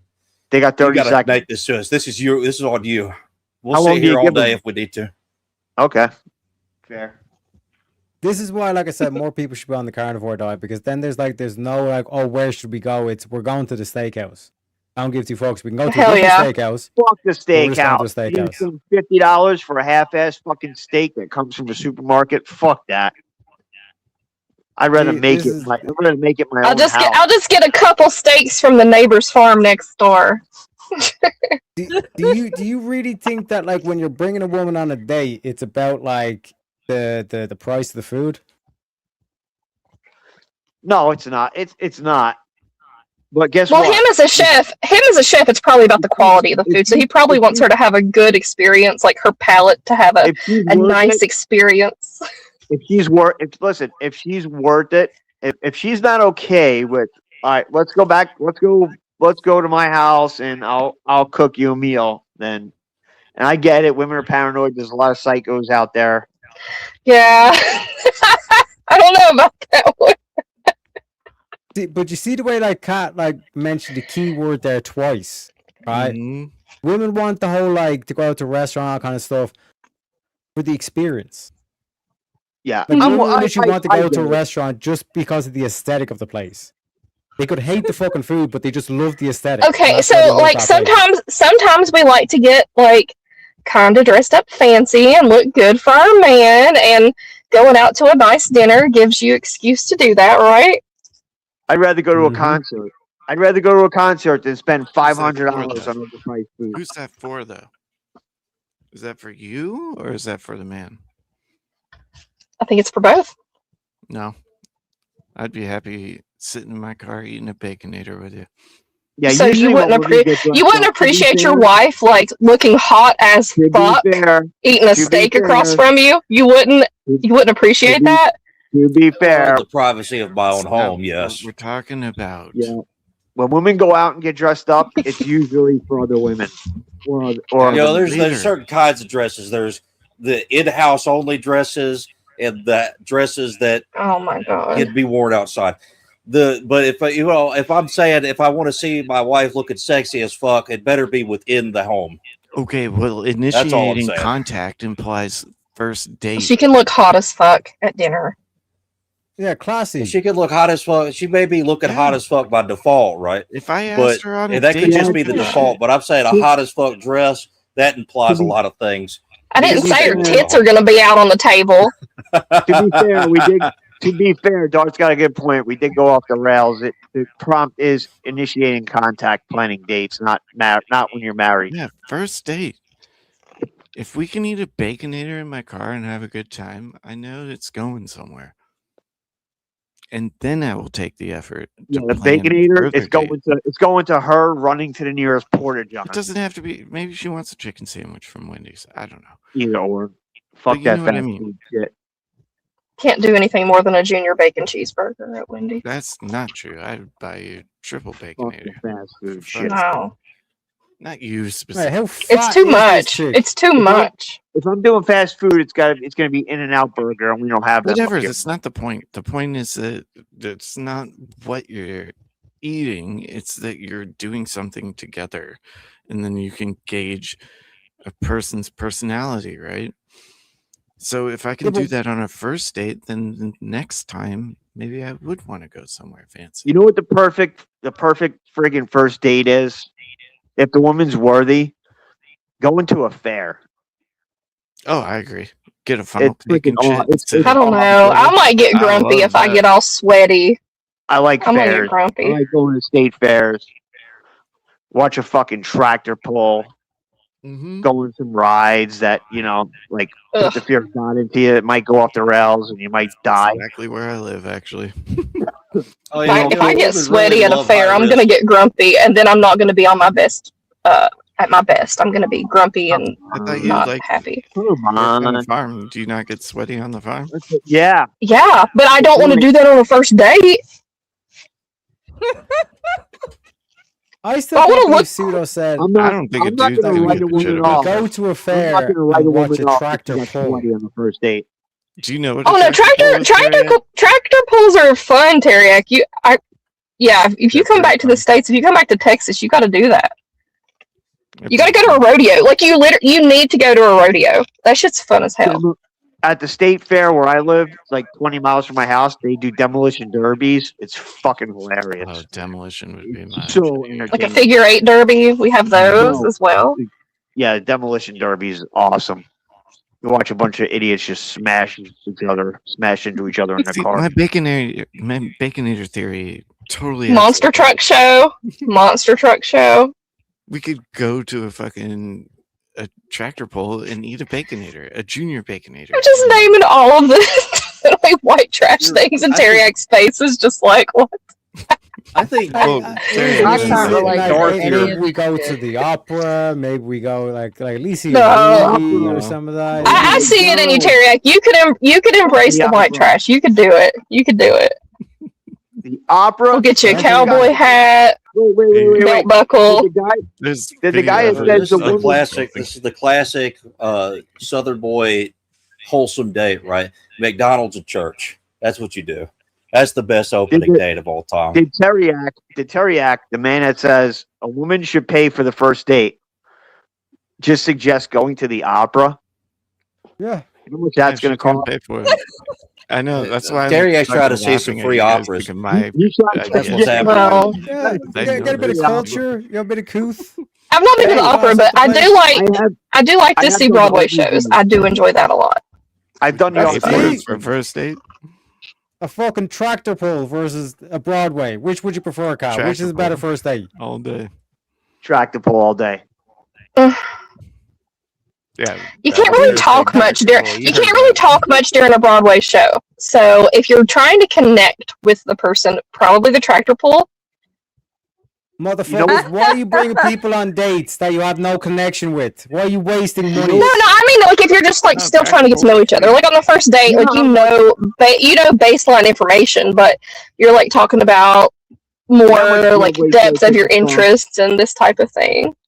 I assume I haven't been on a first date, and so I don't know. What do people talk about? That whole bullshit thing of him breaking down. Let me break it down, okay? Right? Break it down during the opera or the Broadway, right? You let it play out. Then afterwards, you have some conversation to strike up. And seeing as like Broadway and opera and all stuff, it's a story. And with stories, there's going to be some sort of philosophical or some sort of deeper meaning. And that's the real test for the woman. Like, can she actually engage in that high level sophisticated I'm going to give you some advice right now. You talk philosophy in front of a woman, they're just going to fucking turn their brains off. You can talk about philosophy in simple terms, baby. In terms of like, I can't relate. Every time I've tried. Who's I? You know how much Broadway show, actual Broadway tickets cost? It's fucking stupid money. You know what you can do if that's your route you want to go? Almost every small town has a little local theater, right? This is what I would do. Okay, this is what I would do. Shows for like $15, $10 probably. Well, this is the plan, right? You go to McDonald's, you laugh about, haha, look, we're at McDonald's. Isn't this funny? You laugh about that for a minute. Then you bring up, you just ask them questions about their family. You do an interview, right? You get your suit and tie, you tie it up. And you just sit there and you give them interviews. You don't have a suit, though. Well, you have a plaid suit. Yes. Well, it accidentally said that. Didn't mean that. Meant a plaid shirt. But I know what you meant. But then you just sit there and you ask them interview questions up until they decide, okay, this is, what are we doing here? And then you go like, haha, you just become as awkward as possible. That's the success rate. Don't any of you guys ever do like freaking? I've done quite a few where it goes to like state park. We have parks with waterfalls and shit. And I think going on a hike would be a cool first date, but then you run the risk of getting all sweaty and ugly.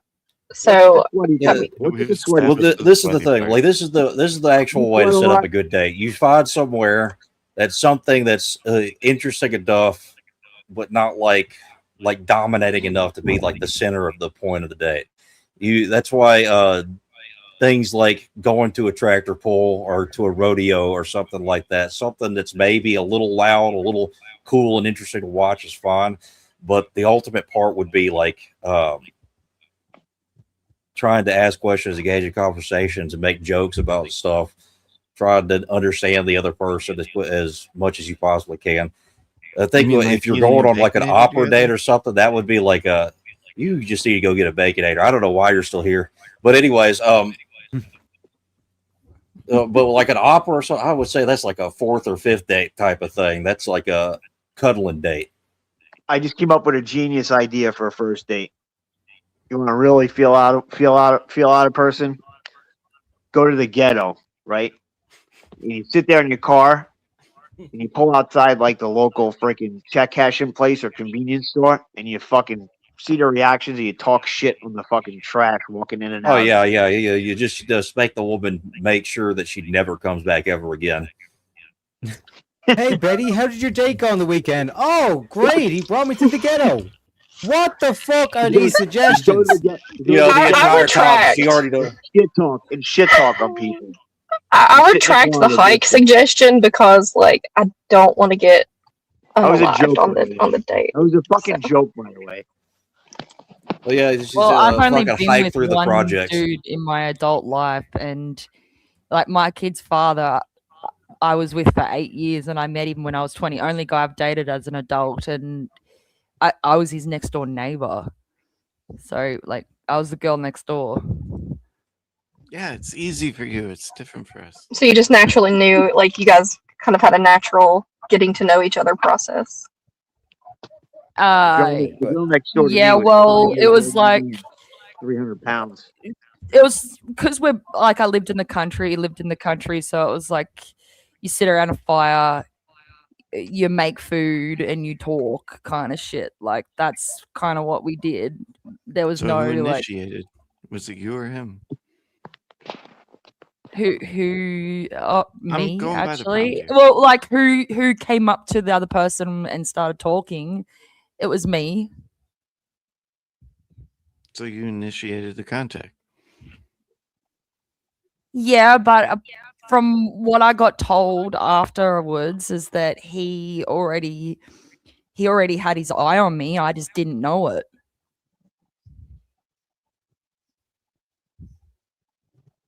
I just didn't know it. But we were, like I said, we were neighbors, so we knew of each other and stuff before we started full on talking. But I came up and started talking to him, and then after the first day that we were talking, I came back and I wanted to keep doing. I made it very clear that I had interest, but that's what I'm like. Not a lot of women. But did you know before do you that. initiated contact that he was interested? No. But he told me later on that he had interest before I did that. When I met enough. my kid's I'm not mom, brave enough for that. I was curious if it was a safe bet because, like, I'm a wiener. then Brave enough for that, Jess. When I met my kid's mom, I actually was interested in her sister first. It's funny how shit works out. did you initiate though? I mean, that's Not. stands out to You me. know what? It just kind of it just naturally happened. I was attracted to her sister physically, and then I just realized she was just a fucking head case. And then Mind you, me and my kid's mom, we hit it off like it was like, I don't know, it was like kind of like we knew each other for like forever. It was weird. It just happened naturally. But I had my eye on her sister first. one thing I didn't mention too is that I used to kind of perv on him though before I started talking. There it is. I used to watch him mow his lawn.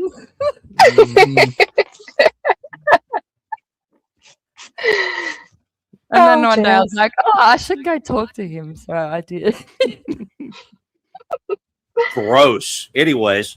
All right, y'all. I gotta get off here and head to bed. Thanks for having me up, Teriac.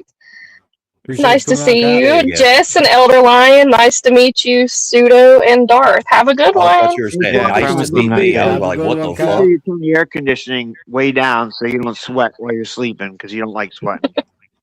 I do not like sweat. All right, bye.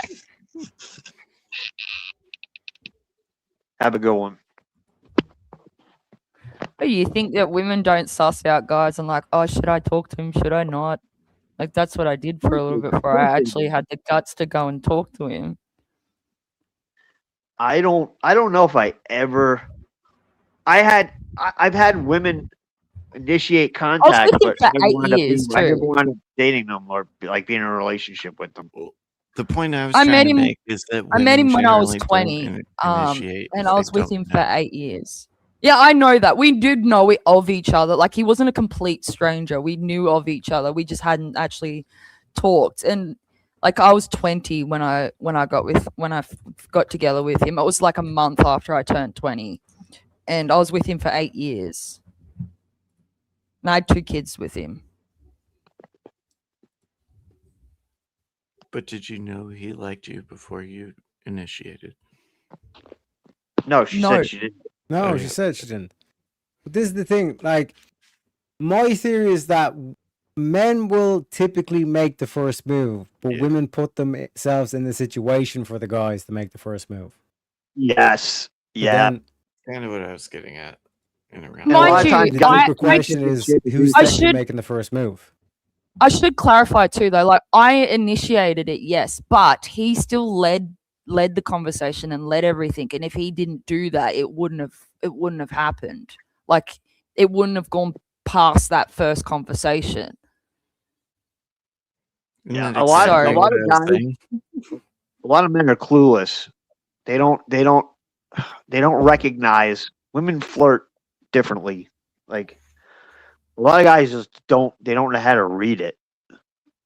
Well, I made it pretty clear. If I like a dude, I make it pretty clear. So I made it pretty clear that I had interest. It wasn't straight away. Like, it wasn't the very first conversation. It was probably because we talked about like worldviews, morals, like family shit, all sorts of different things. And it would have been a little bit later on, after those kinds of things, that I told him I had interest. But I think I said it before he did. Yeah, you as well. Because So I started the conversation, and I was the one that said that I had interest first as well. But he still led a lot of it. I didn't do that. Plus, mind you, he is also older than me. Like, at the time that I met him and when I first was with him, I didn't know he was that much older than me. I thought he was maybe 10 years, 15 years older than me. So I thought he was in his 30s. And by the time I actually had full-on deep feelings for him, where I actually loved him, that's when he told me his real age. And I found out he's actually 24 years older than me. Oh. So he was 44 when I got together with him, and I was 20. And who asked who on the date? Well, we didn't really ask. Neither of us really asked each other on a date the way that you guys are saying. We just Did you bang before you went on a date? no. It was months after we started talking that happened. But and we would go out. We would go out and do stuff pretty regularly when we were together. But when we were first, like, getting to know each other, it was just because we were neighbors. It was just like hanging around the fire and talking and making food and that kind of shit. We already kind of knew each other. It wasn't like you're a complete stranger. He wasn't a complete stranger to me. So it was a little bit different of a process. But once we were actually together, then we started going out and actually doing things. And we used to do lots of things. What's the threshold of being together? Just out of curiosity. What did you say? Sorry? What's the threshold of like when you're actually together? When there's actually commitment and stuff that's actually put onto the table. 40-something years old and bagging 20. But also, if I was talking to other dudes, he would have told me to fuck off. And if he was talking to other women, I would have told him to fuck off too. So it wasn't That's like not what I asked. I wasn't asking. No, I know that, but I'm just saying that that there was none of that either. But once that the commitment stuff was actually put on the table, that's when it, you could say, officially started. But when was that? What's the time frame? From when we've had the first conversation. There's no way I could, like, even let's say when I was 40, which is 10 years ago, I couldn't. Maybe it's because I have a daughter instead of a son. There's like no way I could get with like a 20-year-old. It would just I don't want to say ick. Like it just I don't know. I couldn't. One, what would I have in common? But I don't know. I couldn't imagine me getting with somebody that's like my daughter's age, or If even he like told me, I'm being honest. If he told me his actual age straight away, you probably would have ran. Don't even It cope probably right now. No, you would I'm not gonna have be. changed your mind. If I'm being honest, it would have gone down. It most likely would have gone down a lot differently. But I didn't know until I actually had full on feelings for him. That's when I found out. But I also didn't ask either. It's not like he lied to me or anything. It's just I didn't ask and How he didn't is bring it up. omission not lying? Sorry? Lie by omission's not a thing, bro. Yeah, I didn't ask, and he didn't state it. And then by the time I did, it came up. I can't remember even how it came up, but I do remember how I felt when he did tell me, and I was taken aback. And I'm not gonna lie, I did second guess it for a little, like initially, but I already had commitment to him. I already loved him. So it wasn't a deal breaker at that point. But if it was right at the beginning, before I had that there, it might have gone down differently. I don't know.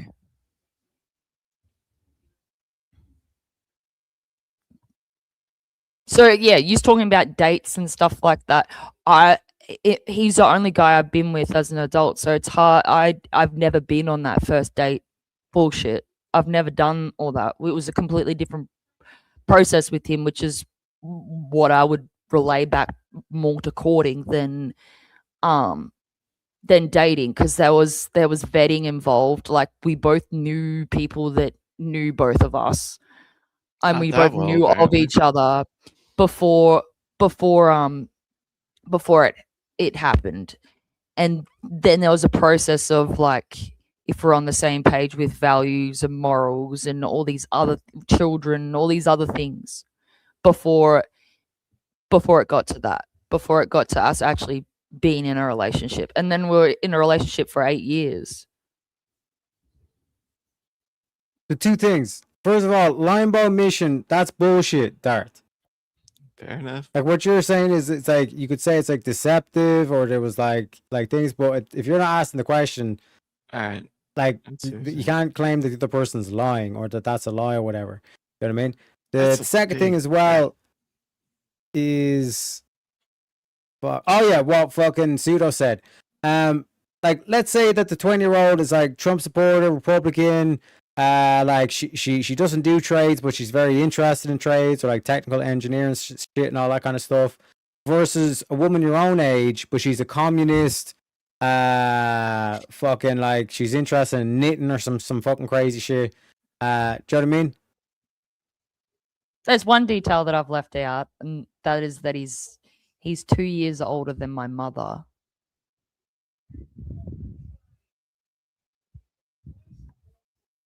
Like, I don't see an issue with a 40-year-old getting with a 20-year-old. He's 44 and I was 20. Yeah.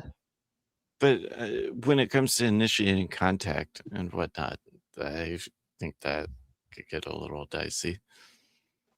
Well, he didn't. I did. Uh-huh.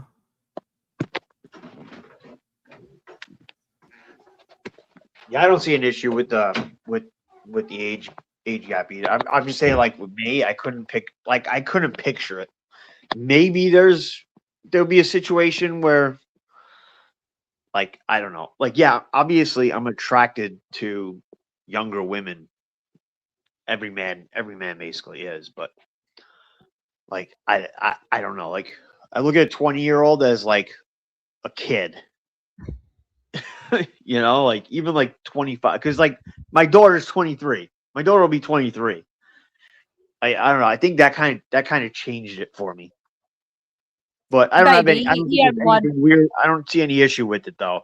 Like for anybody else, he doesn't have any. Like he has a son from a previous relationship, and he's only like I think 5 years younger than me,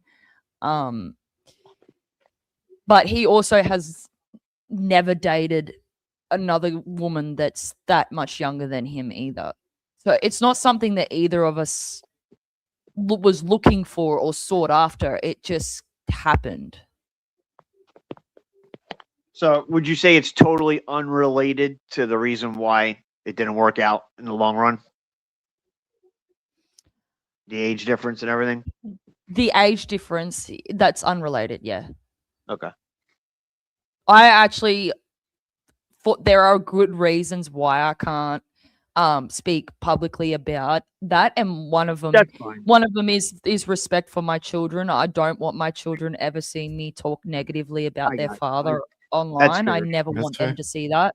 That's a massive reasons, but there's also a few other reasons why as well. So I'm not gonna I will never do that because I love my kids too much to do that to them. I never want them to see that. Ladies and gentlemen, we got a guest backstage. Let me introduce him. We bring in the studio this morning one of the gay rights activists, Mr. Should I call you Mr.? This is the Average Show. You're muted. You're muted. You're muted, motherfucker. Man, fuck. Well, at least I didn't hear it on my show, right? Exactly. How's things, Aris? I'm watermarked. I'm stuck behind a watermark. I'll put you beside Doc. Help! I'm being repressed. Oh. Hi, I'm Avarice. How's things? It's fantastic. Things are good. Things are good. I just haven't. What's the word I'm looking for? I haven't been over to Terriax in a while, and I figured I'd come say hi since you're live and at the same time as JS. I figured I'd come and give you the same love. Mama. So this light is gonna kill me. Avarice, in terms of the you're doing white face. The link is pinned, Emmett. Emmett's asking where's the link. You got the hoodie. I see that. One sec, let me paste into chat as well, just to be safe. He said, "Where's the damn link?" Emmett's gonna be like, "Get to work." Like, damn it. But shall we move on to the next one because we still have another spin in the bank, ladies and gentlemen. Let's move on from that. I don't want to talk. Or we could just rattle for like 5 seconds because I'm just hanging out for a bit, Yeah, true. Well, we might as well get another topic going and give your thoughts before you leave. You know what I'm saying? Where is it? There we go.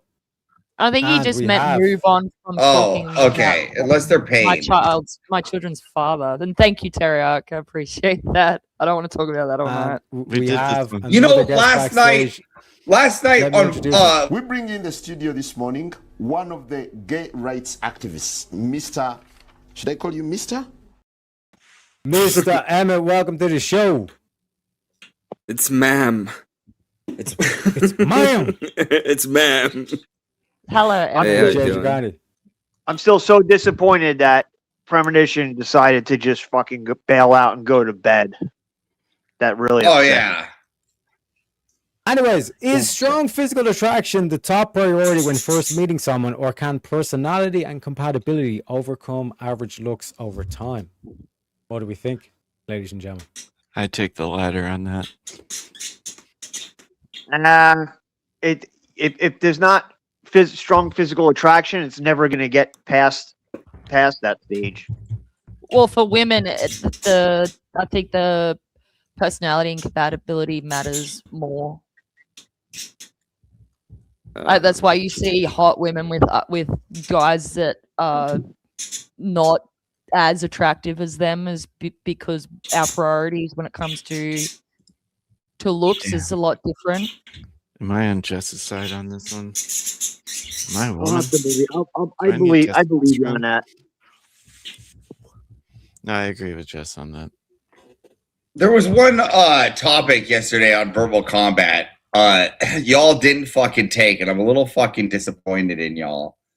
It was the it was the responsible for your children or something. Oh, the woman ought not, traditional housewife shouldn't have to work. like a normal job. Yeah, I'll fight that. Yes, they should. I don't even remember seeing that. Yeah, it was like one. It was one of the very first prompts, and I'm a little pissed that you guys didn't take it. So let me tell you why. Okay. Okay. They should work. They shouldn't go to another like a standard 9 to 5. Like right. They shouldn't like a traditional. They should just be at the home managing the home, right? And that there's no need for them to add additional income, right? If you plan to be if you plan to have a traditional wife.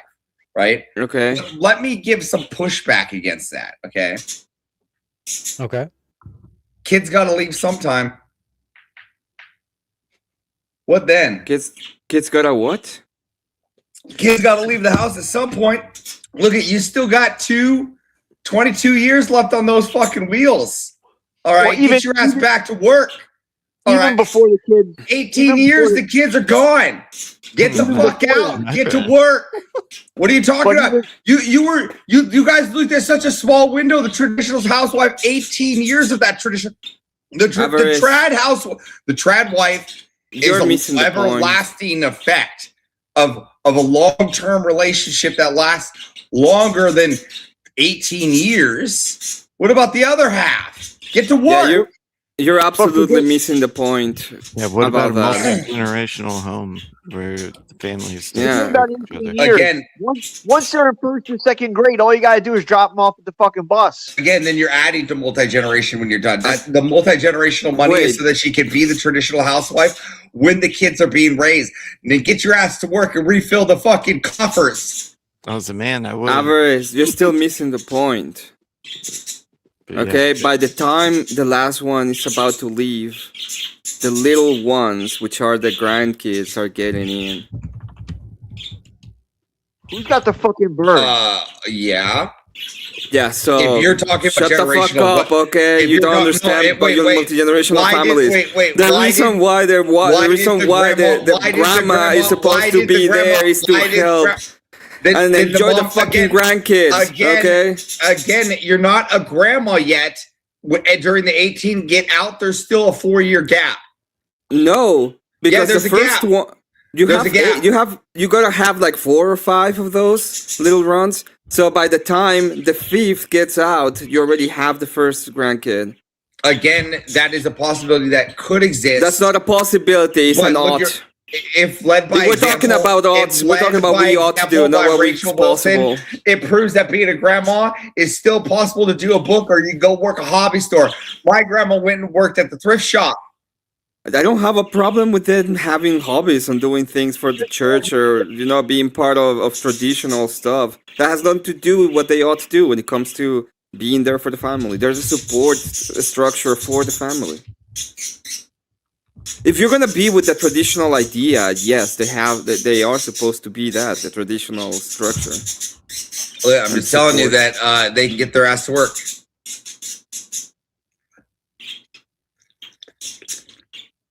I'm just telling you that grandma is not supposed to be working grandma outside. Can get her ass up and go flip some cheeseburgers at McDonald's. Why would she be doing that when she could because be doing rough spot at home? No one makes the family. Grandma, because I'd rather have grandmas working in my McDonald's than fucking Islamists. Well, couldn't agree more. That's what 18-year-olds are for. Again, they don't want to do it. We can send them to the military. We need to rebuff. We don't. Like that's what 18. That's what the 18-year-old tards are for. Look, I want to take over Gaza. I want to make the United Nation of America.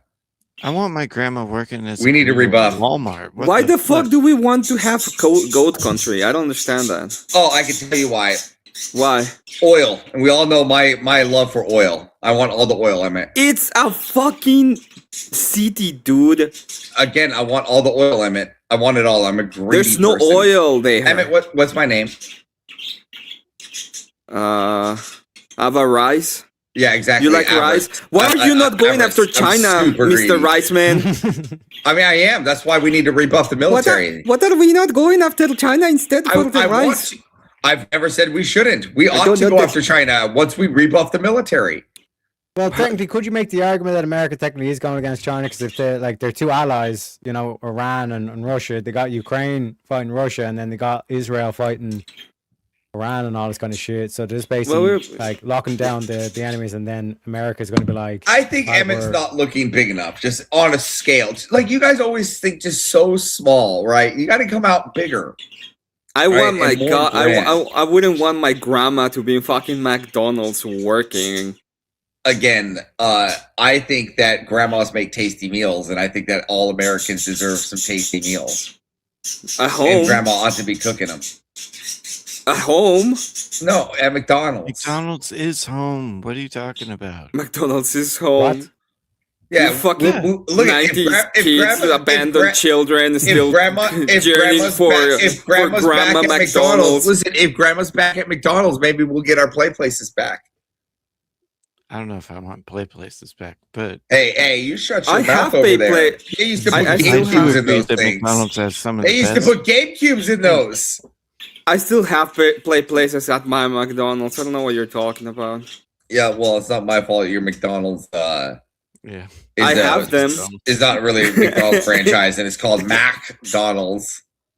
I have play place there. We can go over there and play with the kid, and it's good. Not like other shitty McDonald's because grandma's. Hey, did you notice that dude on the Swords of Reason yak who wanted to always turn it into how I was projecting my want to touch tots over the actual argument of his lack of morality and his systemic view? Yeah. What that is like their ego gets hurt, and then they're like, all of a sudden they just project onto you because they realize, oh fuck, I don't have a comeback for this. My favorite part is when Gabriel was like doing his outro, and then you just went, "This dude wants to fuck his sister." In the middle of it, was like, "Yeah, let's set up a debate. Yeah, all this kind of shit." And then I was like, "This dude."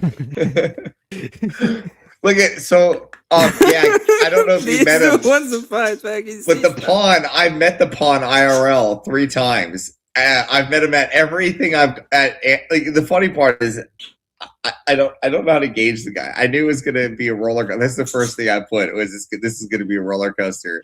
I told everybody this is going to be a roller coaster. Okay, because I've had in-depth conversations with this guy. Like, I've had conversations with this guy. You mean Demetrius, the dork? I met him at Nashville. I met him in South Carolina when he was at the Andrew Schroyer debate. I also met him in Dallas. All right. So I've seen this guy 3 times. Nashville, everyone already, he started long conversations with C. All right, that's already wackadoodle enough. All right, so I already knew if you're doing that, you're already in a long, and you guys are having long morality. And then we had a conversation because I talked to him in South Carolina. This is what I knew was bad. Is South Carolina? I go, hey, I saw you in Nashville. You know, like the randomness. Like, not many people are flying to the small events, right? This is crazy. And he goes, yeah, well, I really want to debate, man. I'm really going to debate. I'm like, cool. There's panels for that. He's like, no, but I need to make sure my argument's perfect. Yeah, it sounds like a good thing to do. No, but here, you got a moment? Yeah, I got a minute. I regret that statement. Today, he sits me down and pulls out this notebook. He goes, "Now look here about all this moral and systemic, and then God did this, and then has been this, and wrap around this, and the moral, and this, and you can see how God did this, and this, and this, and this." I'm like,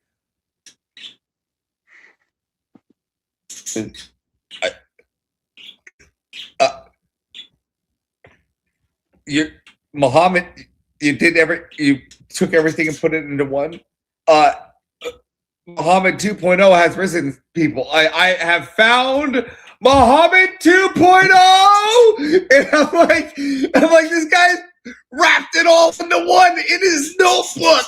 Just lit, and he had it. If you saw it, he had it. And there is this notebook. He writes in. He's like an autist. Just everything in there, right? And I'm just like, this is some crazy shit. So I knew that I had because now I got stuck in this 3-hour conversation in South Carolina.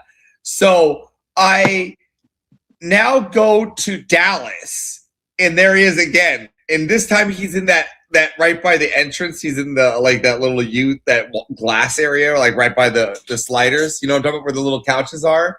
You were there. So I see him, and so I see him as he makes eye contact with me. And I know, okay, this is going to be bad. So I look at him and I go, and I walk right through the door, right out to you guys. So I come back in, and he's there. He goes, hey, I think I'm going to debate. I go, good for you. I got to work. And I go right past him again. I'm like, I'm not getting locked in this time. No roller coasters for avarice. So now we move on, right? And I'm like, okay, so I've seen this guy in Board War, which I already know is going to be fucked up, but neither here nor there. I wasn't really planning that to be great anyway. So I'm like, all right, whatever. It's not going to be something. So then I get Steelborn. Now, Steelborn is like a kid. You know, you got a piece of candy on a string. Steelborn will try to grab that candy. You can just keep grabbing it and bringing it up, and Steelborn will keep wishing for it. That's just my mentality of Steelborn. If I have a mentality image of Steelborn, it's Steelborn just trying to always get that piece of candy. Oh, a good example. Have you ever seen someone follow a trail of candy? They'll follow it wherever it goes. You can literally get Steelborn to go wherever you want him to go by just leaving a trail of breadcrumbs. He'll follow it. Absolutely. So Steelborn is doing this debate with Corinth and Jay Dyer. He's trying to set this up. It all falls apart. And he comes to me and he's talking about it. He goes, it's okay, though. I'm going to make up with it. I found a debate for Source of Reason. It's this guy named Gabriel Dipon. And I look at him and I just laugh. I die and I go, good luck. And he goes, what about him? I go, you're in for a roller coaster, bud. Have a good one. And I left. And so immediately when Sort of Reason starts, I immediately start a hashtag vote for Gabriel smear campaign against fucking Steelborn. Greatest time I've ever had right there in the PK. You have to smear your friends. So, but that's how you know it's going to be a roller coaster. That guy is crazy. Absolute crazy. Don't debate him. I love his catchphrase. Wait, do you mean Gabriel? Yeah, Gabriel Dipon. I have a debate with him. I'm gonna have a debate with him about what Christian means.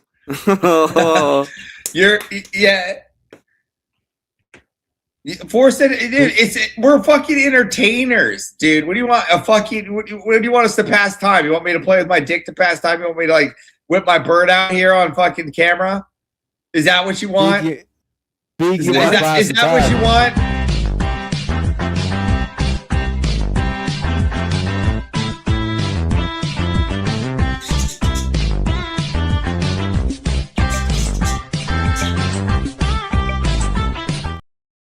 Congratulations to For Real Wild, Project Zero Day, Marte, Mean Crab, Insane Source Rex. Isn't there a mute button, like a mute payment plan? No, it's only panelists. We don't do chat, unfortunately. Oh yeah, you want to shut me up? You could pay to do it. $100. Oh shit, yeah, no, actually we do have that move as well. If you do want to drop avarice down to the back, ladies and gentlemen, it is only $1 a minute on the Ko-Fi, minimum of $5 or $10 per 5 minutes on the super chat, ladies and gentlemen. We also have enough for a spin. What? Yeah. Yeah, go ahead. I have a debate. Poor non-green fucking Seth Spence fucking can't afford to even fucking member up, and yet you want to talk shit in the chat. You're not up here fucking talking, and you think you have what it takes, you fucking keyboard warrior. I have a debate with Gabriel. Yeah, you're fucking screwed. Does somebody have Parrot? No, or they look you're at fucking screwed. uniform? Yeah, Emmett always has Parrot. Everybody knows this. I have birds. I'm apologies. I can kill them, but the blood's gonna be on your hands. I'm not asking you to kill them. I was just like, Why not? They're fucking annoying, loud. I write shit. That's what you're complaining about. It's like, well, I what write shit. birds? I'm a writer. I ought to write. Go write a book then, you fucking writer. Where's your book? Go write a book. Where is it? This is a keyboard. I ought to type. Fucking idiot. Around the house. Who are you fighting? What? Oh, Seth. You're fighting Seth. Yeah, the fucking non-green fucking poor ass fucking retard.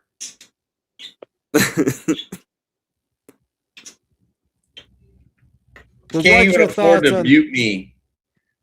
What's Did your you see the thoughts video on the prompt? Well, actually, go ahead, Emma. Go ahead. on the prompt?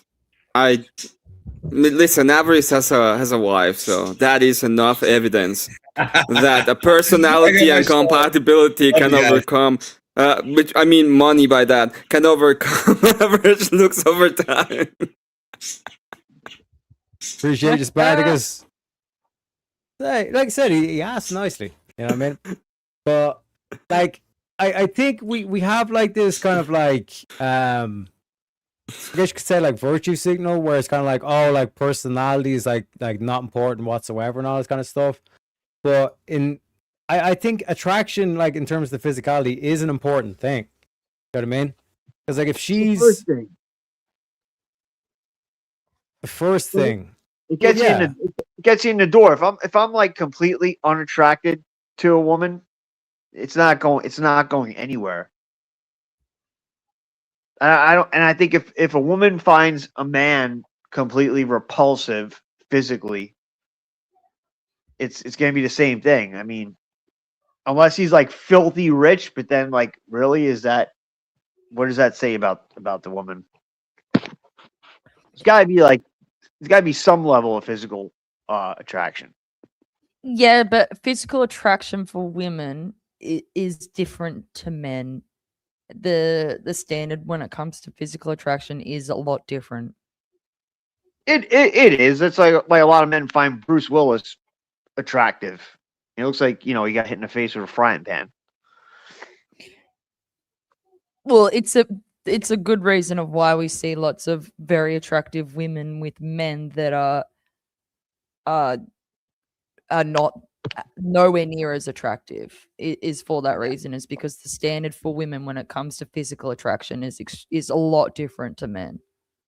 Right. Yeah, that's the issue. I'm looking at it from a standpoint as a man. If I gotta be physically attractive, that's what gets them in the door.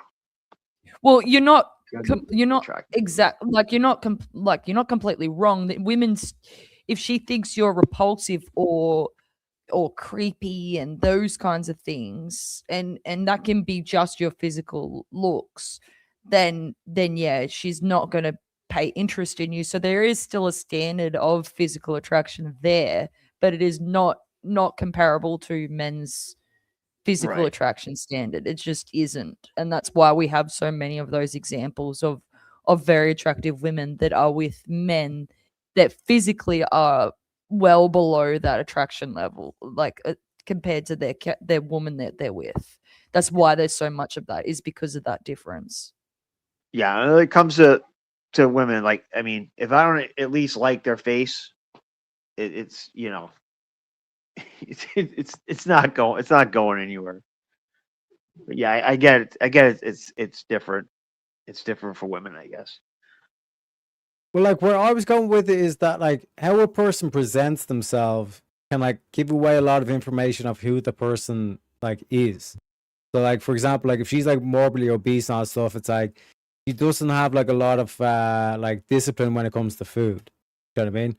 Another kind of route is like how does she dress? Like if she has like her fucking like ass cheeks out and like tits out and all this kind of shit, it's like kind of like a desperate kind of personality and all this kind of shit. So like how the person presents themselves, like their physical kind of like look and all this stuff, is going to be a key indicator in terms of the personality. Well, not always. It's not like a fucking solid science kind of thing.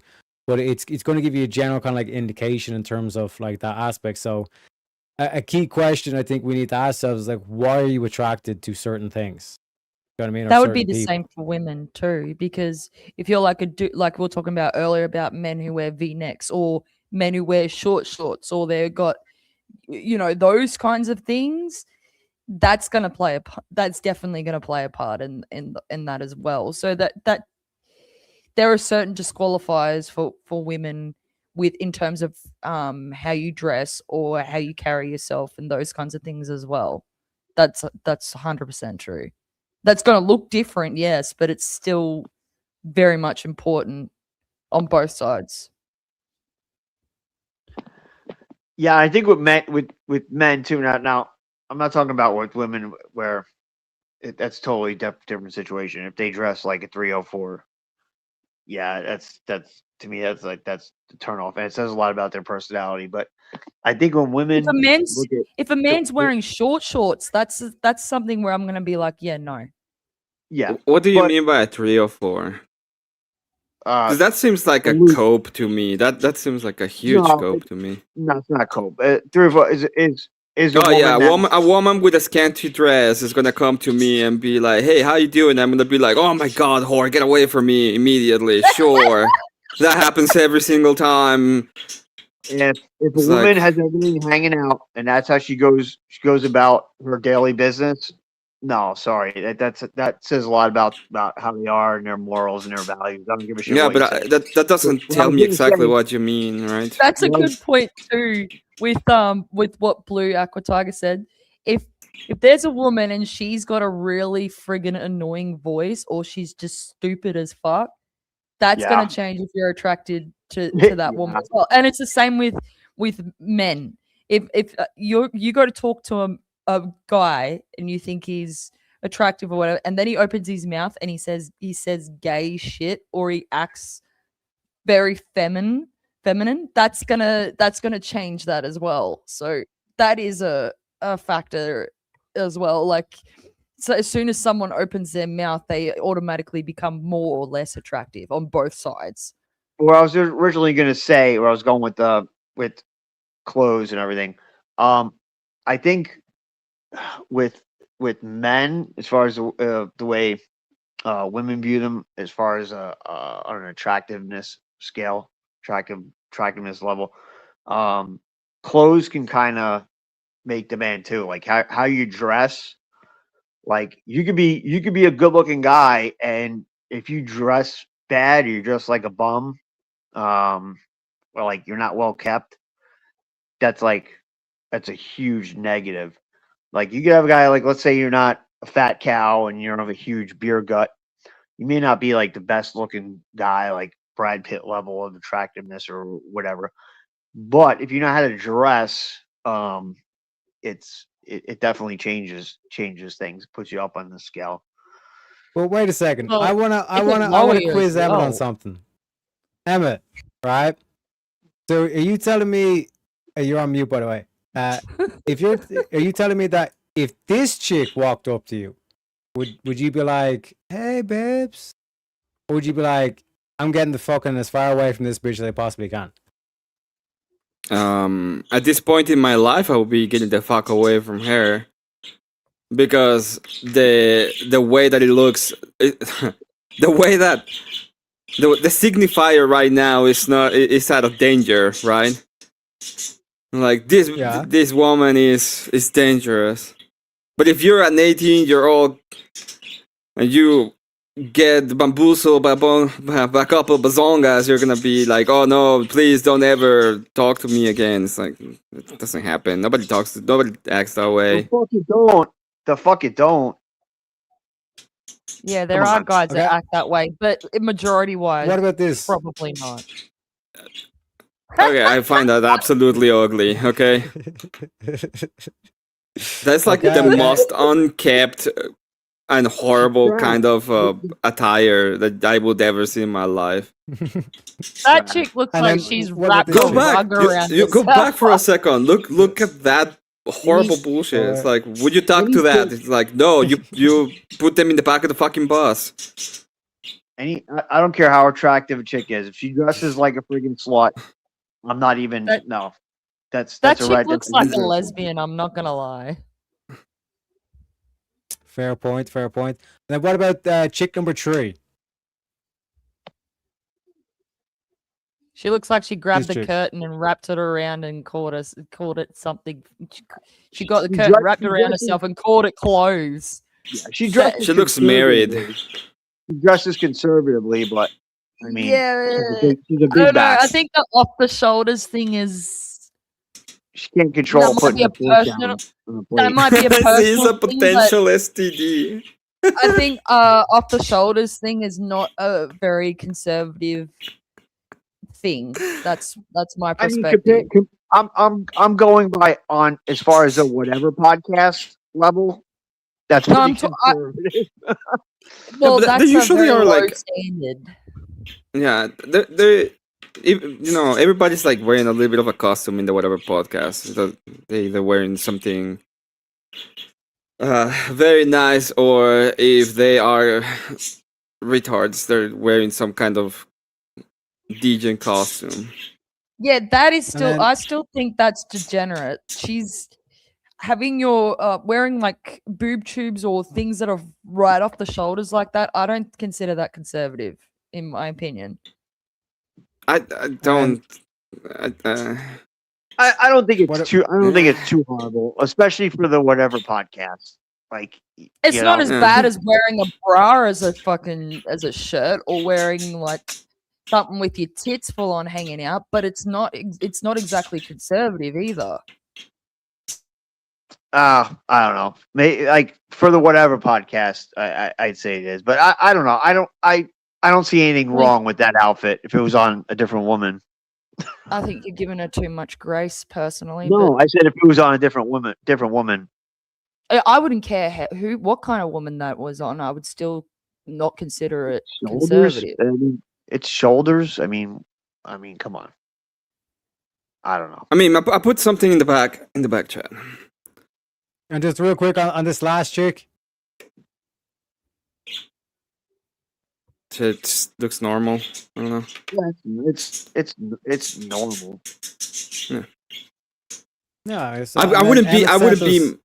Yeah. What about that? Is that horror attire? No, but her stomach. Wait. Is that horror attire? Would you be Would you be unhappy if you're like in a bar and this chick goes up to you and says, "Hey, how you doing?" You'd be like, "No, don't ever talk to me because you look like a whore."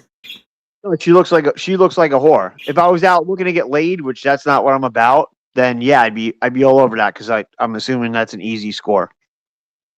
But no, I'm not going to enter a serious relationship, bro. I'm going to be 50 years old next month. I'm not. That's too high maintenance. Okay, then there's no way to talk to you about these, right?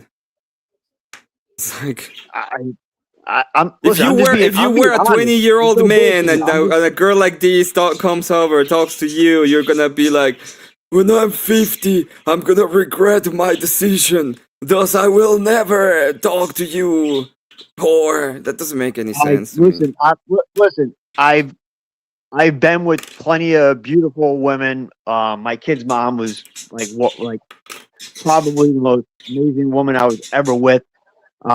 She's not here anymore. She gave me an amazing daughter. I'm not out looking to get laid with some woman that's high maintenance or wants to advertise her shit and show her shit off to everybody else. Sorry. Okay, you're having the same problem that a lot of chicks in whatever have. When you're making an argument, you're putting yourself in it, and you cannot take away yourself from it. It's like, is this woman attractive? Is that horror attire? What are we talking about? For me, that's horror attire. We're talking about you. That's horror attire. Look at the slit going all the way up to her. It's fucking a cocktail cunt. dress. It's a normal cocktail dress. This is what I'm having trouble understanding what you're talking about, because when I look at these in specific settings, it will be perfectly acceptable. In some settings, it isn't. If you're walking down the middle of the street and, in January, that kind of attire is completely unacceptable because it doesn't make any fucking sense. But you are in, I don't know, Florida, that in the middle of vacation on June, it's freaking hot, and you're just having fun at a hotel bar. It's like that kind of attire makes perfect sense. And I wouldn't call a woman a whore for dressing up like that. I'm not saying that she's definitely a whore, but it doesn't. It's not. It doesn't say the opposite. It does say the opposite. I paint you a picture. Are you gonna call a woman that is in a hotel? Okay, because you stop being a retard. What are you talking about? Oh no, we cannot accept any kind of woman that looks good because that means whores. The dumbest shit. Maybe you need better skills with women. Why do I need better skills with women? What is wrong with you? What about this? What about this, gentlemen? I like it. So since I am against against feminism, this is the only attire possible for women. That's a Halloween costume. Me personally, I think she's showing a bit too much nose. Personally, that's just me personally. I just think she's showing a bit too much of the bridge of the nose. Have you seen the ones that have like the veil on top of it? No. There's one that they have like the little slit, but on top of it there's like a piece of transparent cloth in black, so that they can see, but you cannot really see their eyes or their nose or anything. You're right. This is too much nose. It's too much skin. We need to put the veil on top. Is that standard? Is the gloves? Is that standard attire for Muslim women? I don't know if I've ever noticed that before. No, that's the standard attire for the pseudo the state. That's what you like. This is the only way a woman is not a whore. I never said that. That's what I'm saying. I'm doing an escalation of your argument. What did I say about the when I see a woman that is on the beach, if they're not wearing a full-on burqa with a veil on top, they're fucking whores, and I'm not gonna talk to them ever. I decided that I will take your position because I am, anti-feminist. Yeah. Well, no. To be fair, Suda was saying like the shoulder thing, like that. Jess was saying no, like anything too much. Anything with like that has like the shoulder revealed wouldn't really be conservative. But then I think I wouldn't consider her a whore either, though. But I just wouldn't consider it conservative. I thought it was kind of concerned, especially for the Whatever podcast. But if I went out on a first date with a woman, and I don't give a fuck if it's on the Whatever podcast or if it's down the street or whatever. That doesn't change shit for me. If I went out on a date with a woman and she was wearing that outfit with the shoulders showing, I would not think okay, that's a red flag. Is what I'm saying. I think it's like basically. Okay, guys, I gotta go. This is the so I'm gonna rage quit real quick. Have a good one. Have a good one, Emmett. Have a good whatever. Well, like, how much clothes can we like remove in terms of like length? So if you talk like length of the arms, I guess like from head down and then from feet up, like how much clothes or cloth are we basically removing from this getup? Be like, okay, that's basically where the limit is. Do you want me to send you a picture of a something that I would consider like a dress, for example, that I would consider conservative but still nice? Do you want me to send you an example? You could can you send me two where you'd say this is conservative and this is whore, or this is where like the line is, because that's basically where I'm trying to. There's not really a line. I don't think a lot of people may disagree with me about the off the shoulders thing.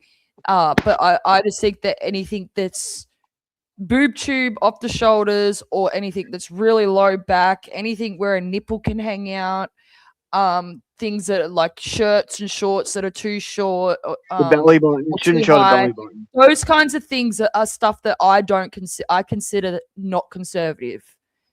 And people may disagree with that. I've thought that for many years.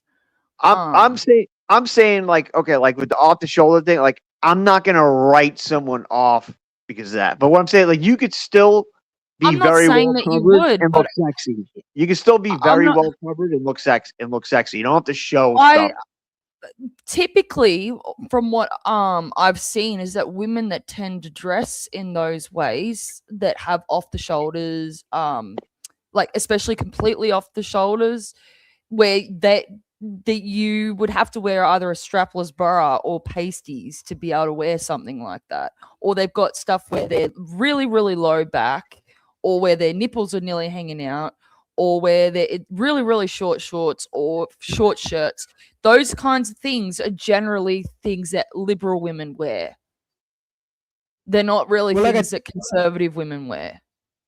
I think like a good example is like the yoga pants. Like the yoga pants is like technically it's like clothing, all this kind of shit, or like there They're was naked. disco You can pants. see What the fuck? everything. You can tell Or, what like they had for spandex. breakfast. Yeah, Yeah, you know what I mean. it's yeah. They're and they started wearing them like tighter and tighter and thinner. It's hell no, hell no. If my daughter, even at the age of 22, going on 23, if I saw her wearing something like that, I would snap the fuck out. Even like them crop tops that show the belly button and stuff like that. Like that shit just, I don't know. It just drives me nuts. It's all adding to the degeneracy of our society. Well, that's pretty much what I'm saying about things that are off the shoulders or low cut down the back and things like that. Though that is pretty much the same thing. I hear you. I'm just, I get what you're saying. You're entitled to your opinion. I'm generally in the mindset. Well, You don't also there are get the reasons story. why women dress in those ways as well, and women they accentuate certain body features for reasons. So women that generally women that wear, for example, what we were talking about before about off the shoulder stuff like that, complete off the shoulder stuff like that, it's generally to draw attention to that area, to accentuate that. It's not it so it's the same with women that wear very tight clothing, or they wear short dresses or shorts and things like that. Women do that for specific reasons. They don't just do it for nothing. And if you're not trying to show off certain features, why would you be doing that? Yeah, I mean, you would know more than me, right? As far as the mindset of a woman. So also, it's not very practical. So if you've got things where you have to walk a certain way or sit a certain way because something might fall out, and things like that also says a lot about your reasoning behind what you're wearing. It's and if you're truly a conservative woman, you're not going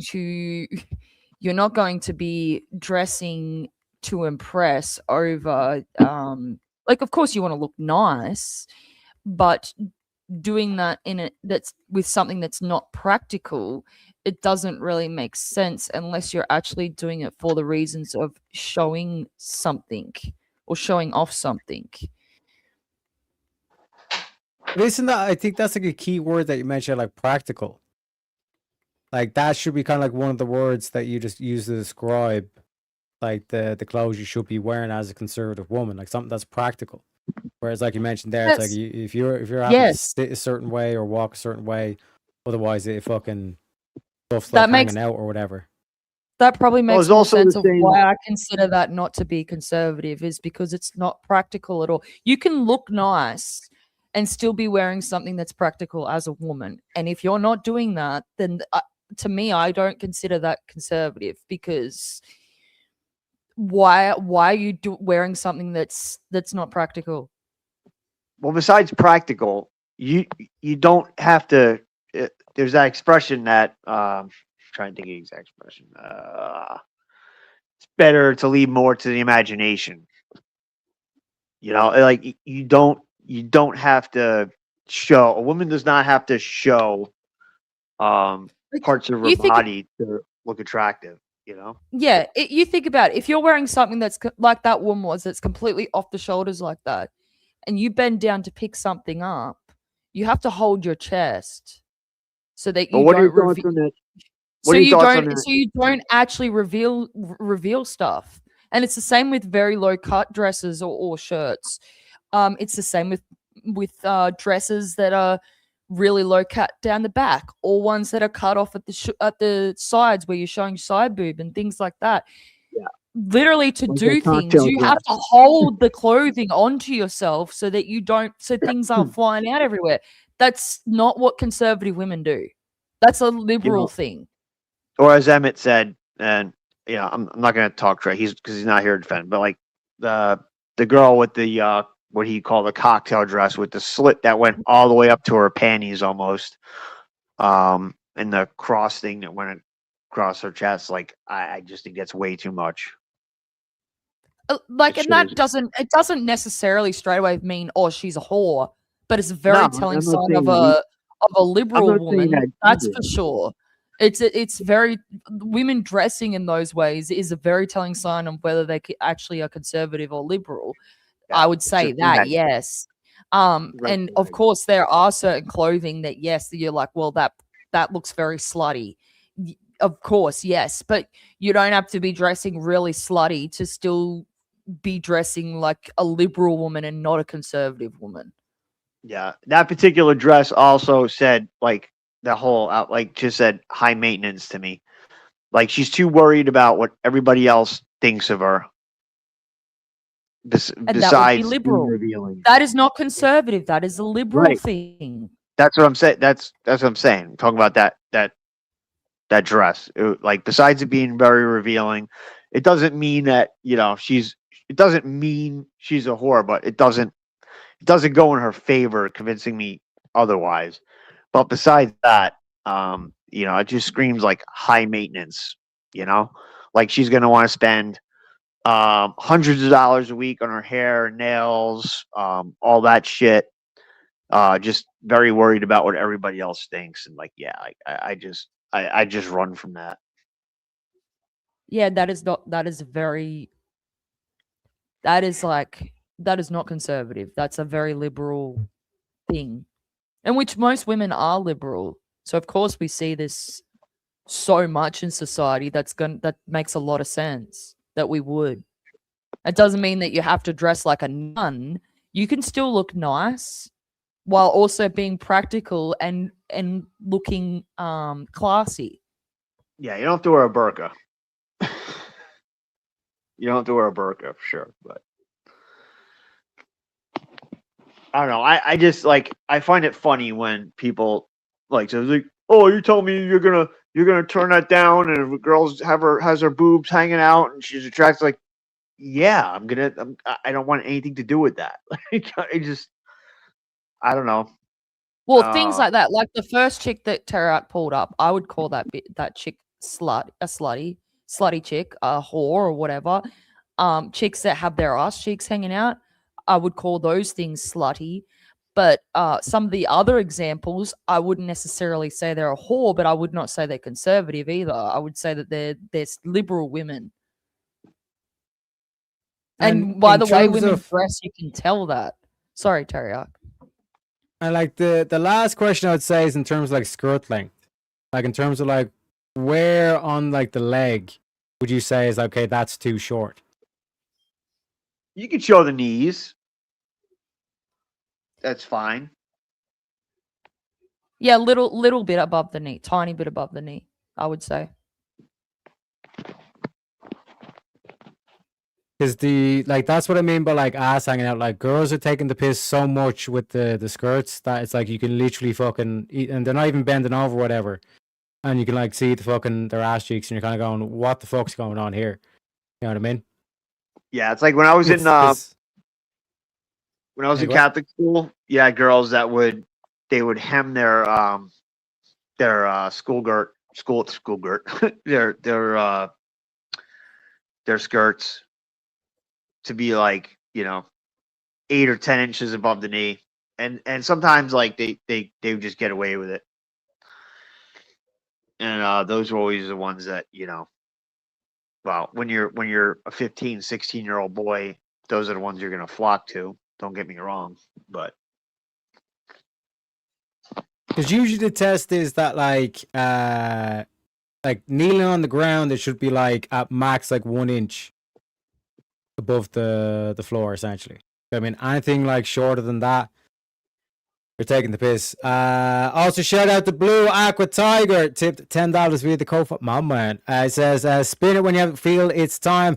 Well, we're just about to end off because I think Avarice is about to go live, and we're going to be redirecting to Avarice. It's going to be like the new format as well. I think Avarice might have just gone live now. He has just gone live as well. Yeah, so this is one of Avarice's shows, Covert America. He does it with Jake from Project VOPod as well. So, like I said, I'm sending you to a good place, ladies and gentlemen. This is going to be, like I said, the new format where it's going to go Big Easy Verbal Combat, then Wheel of Madness, then Covert America with Avarice. And I think someone else might be after Avarice as well. And then, like I said, we're going to start building in terms of like the weekend. So you're constantly kind of like redirecting to at least one of the boys in terms of the content or the streams and all this kind of stuff. So I'll give you the shredding. Well, actually, I'll actually give you a premium meme for this one, Blue, because we're not actually gonna get time to spin the wheel. So speaking about women and the whole dating and all this stuff, what better clip to play than the one, the only Mr. Andrew motherfucking Wilson? I think that women should be grateful. They should be grateful. They live in the best society ever, and it's all built on the backs of not them. The air conditioning, which enables them to even exist. Everything which allows them to exist in modernity is built by men, and they're the most ungrateful, snot-nosed brats about it that you've ever seen. And there's really no cause for it because they bring nothing to the table, none of them, including the old bags here who bring nothing to the table by their own admission except their and that, to me, is why, and when asked, this is all you get. I bring love and affection. You don't bring to the table. And that's why you can't even answer the damn question, no matter how many times we ask it. And it makes me sick because that is modernity.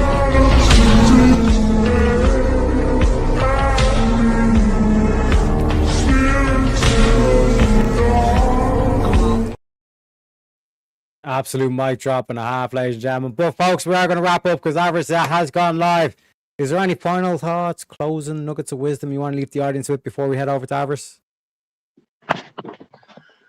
No, I'm good. Just I say men should stop being simps.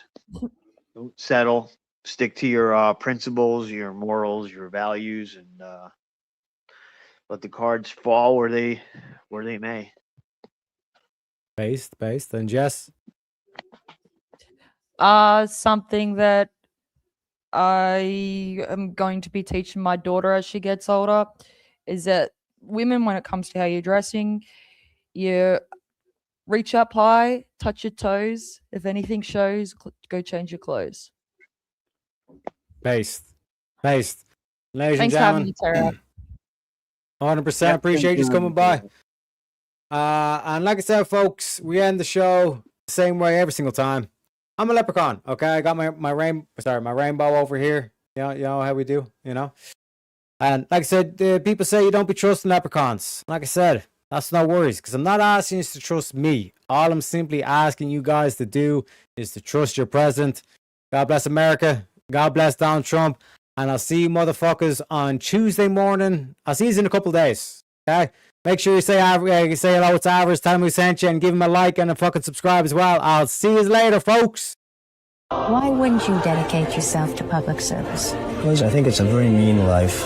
I would love and I would dedicate my life to this country, but I see it as being a mean life, and I also see it as somebody with strong views and somebody with the kind of views that are maybe a little bit unpopular, which may be right, but may be unpopular.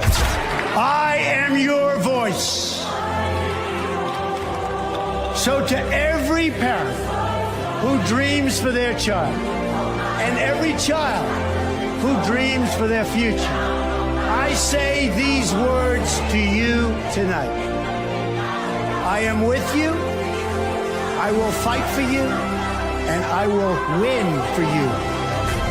We will make America strong again. We will make America safe again. And we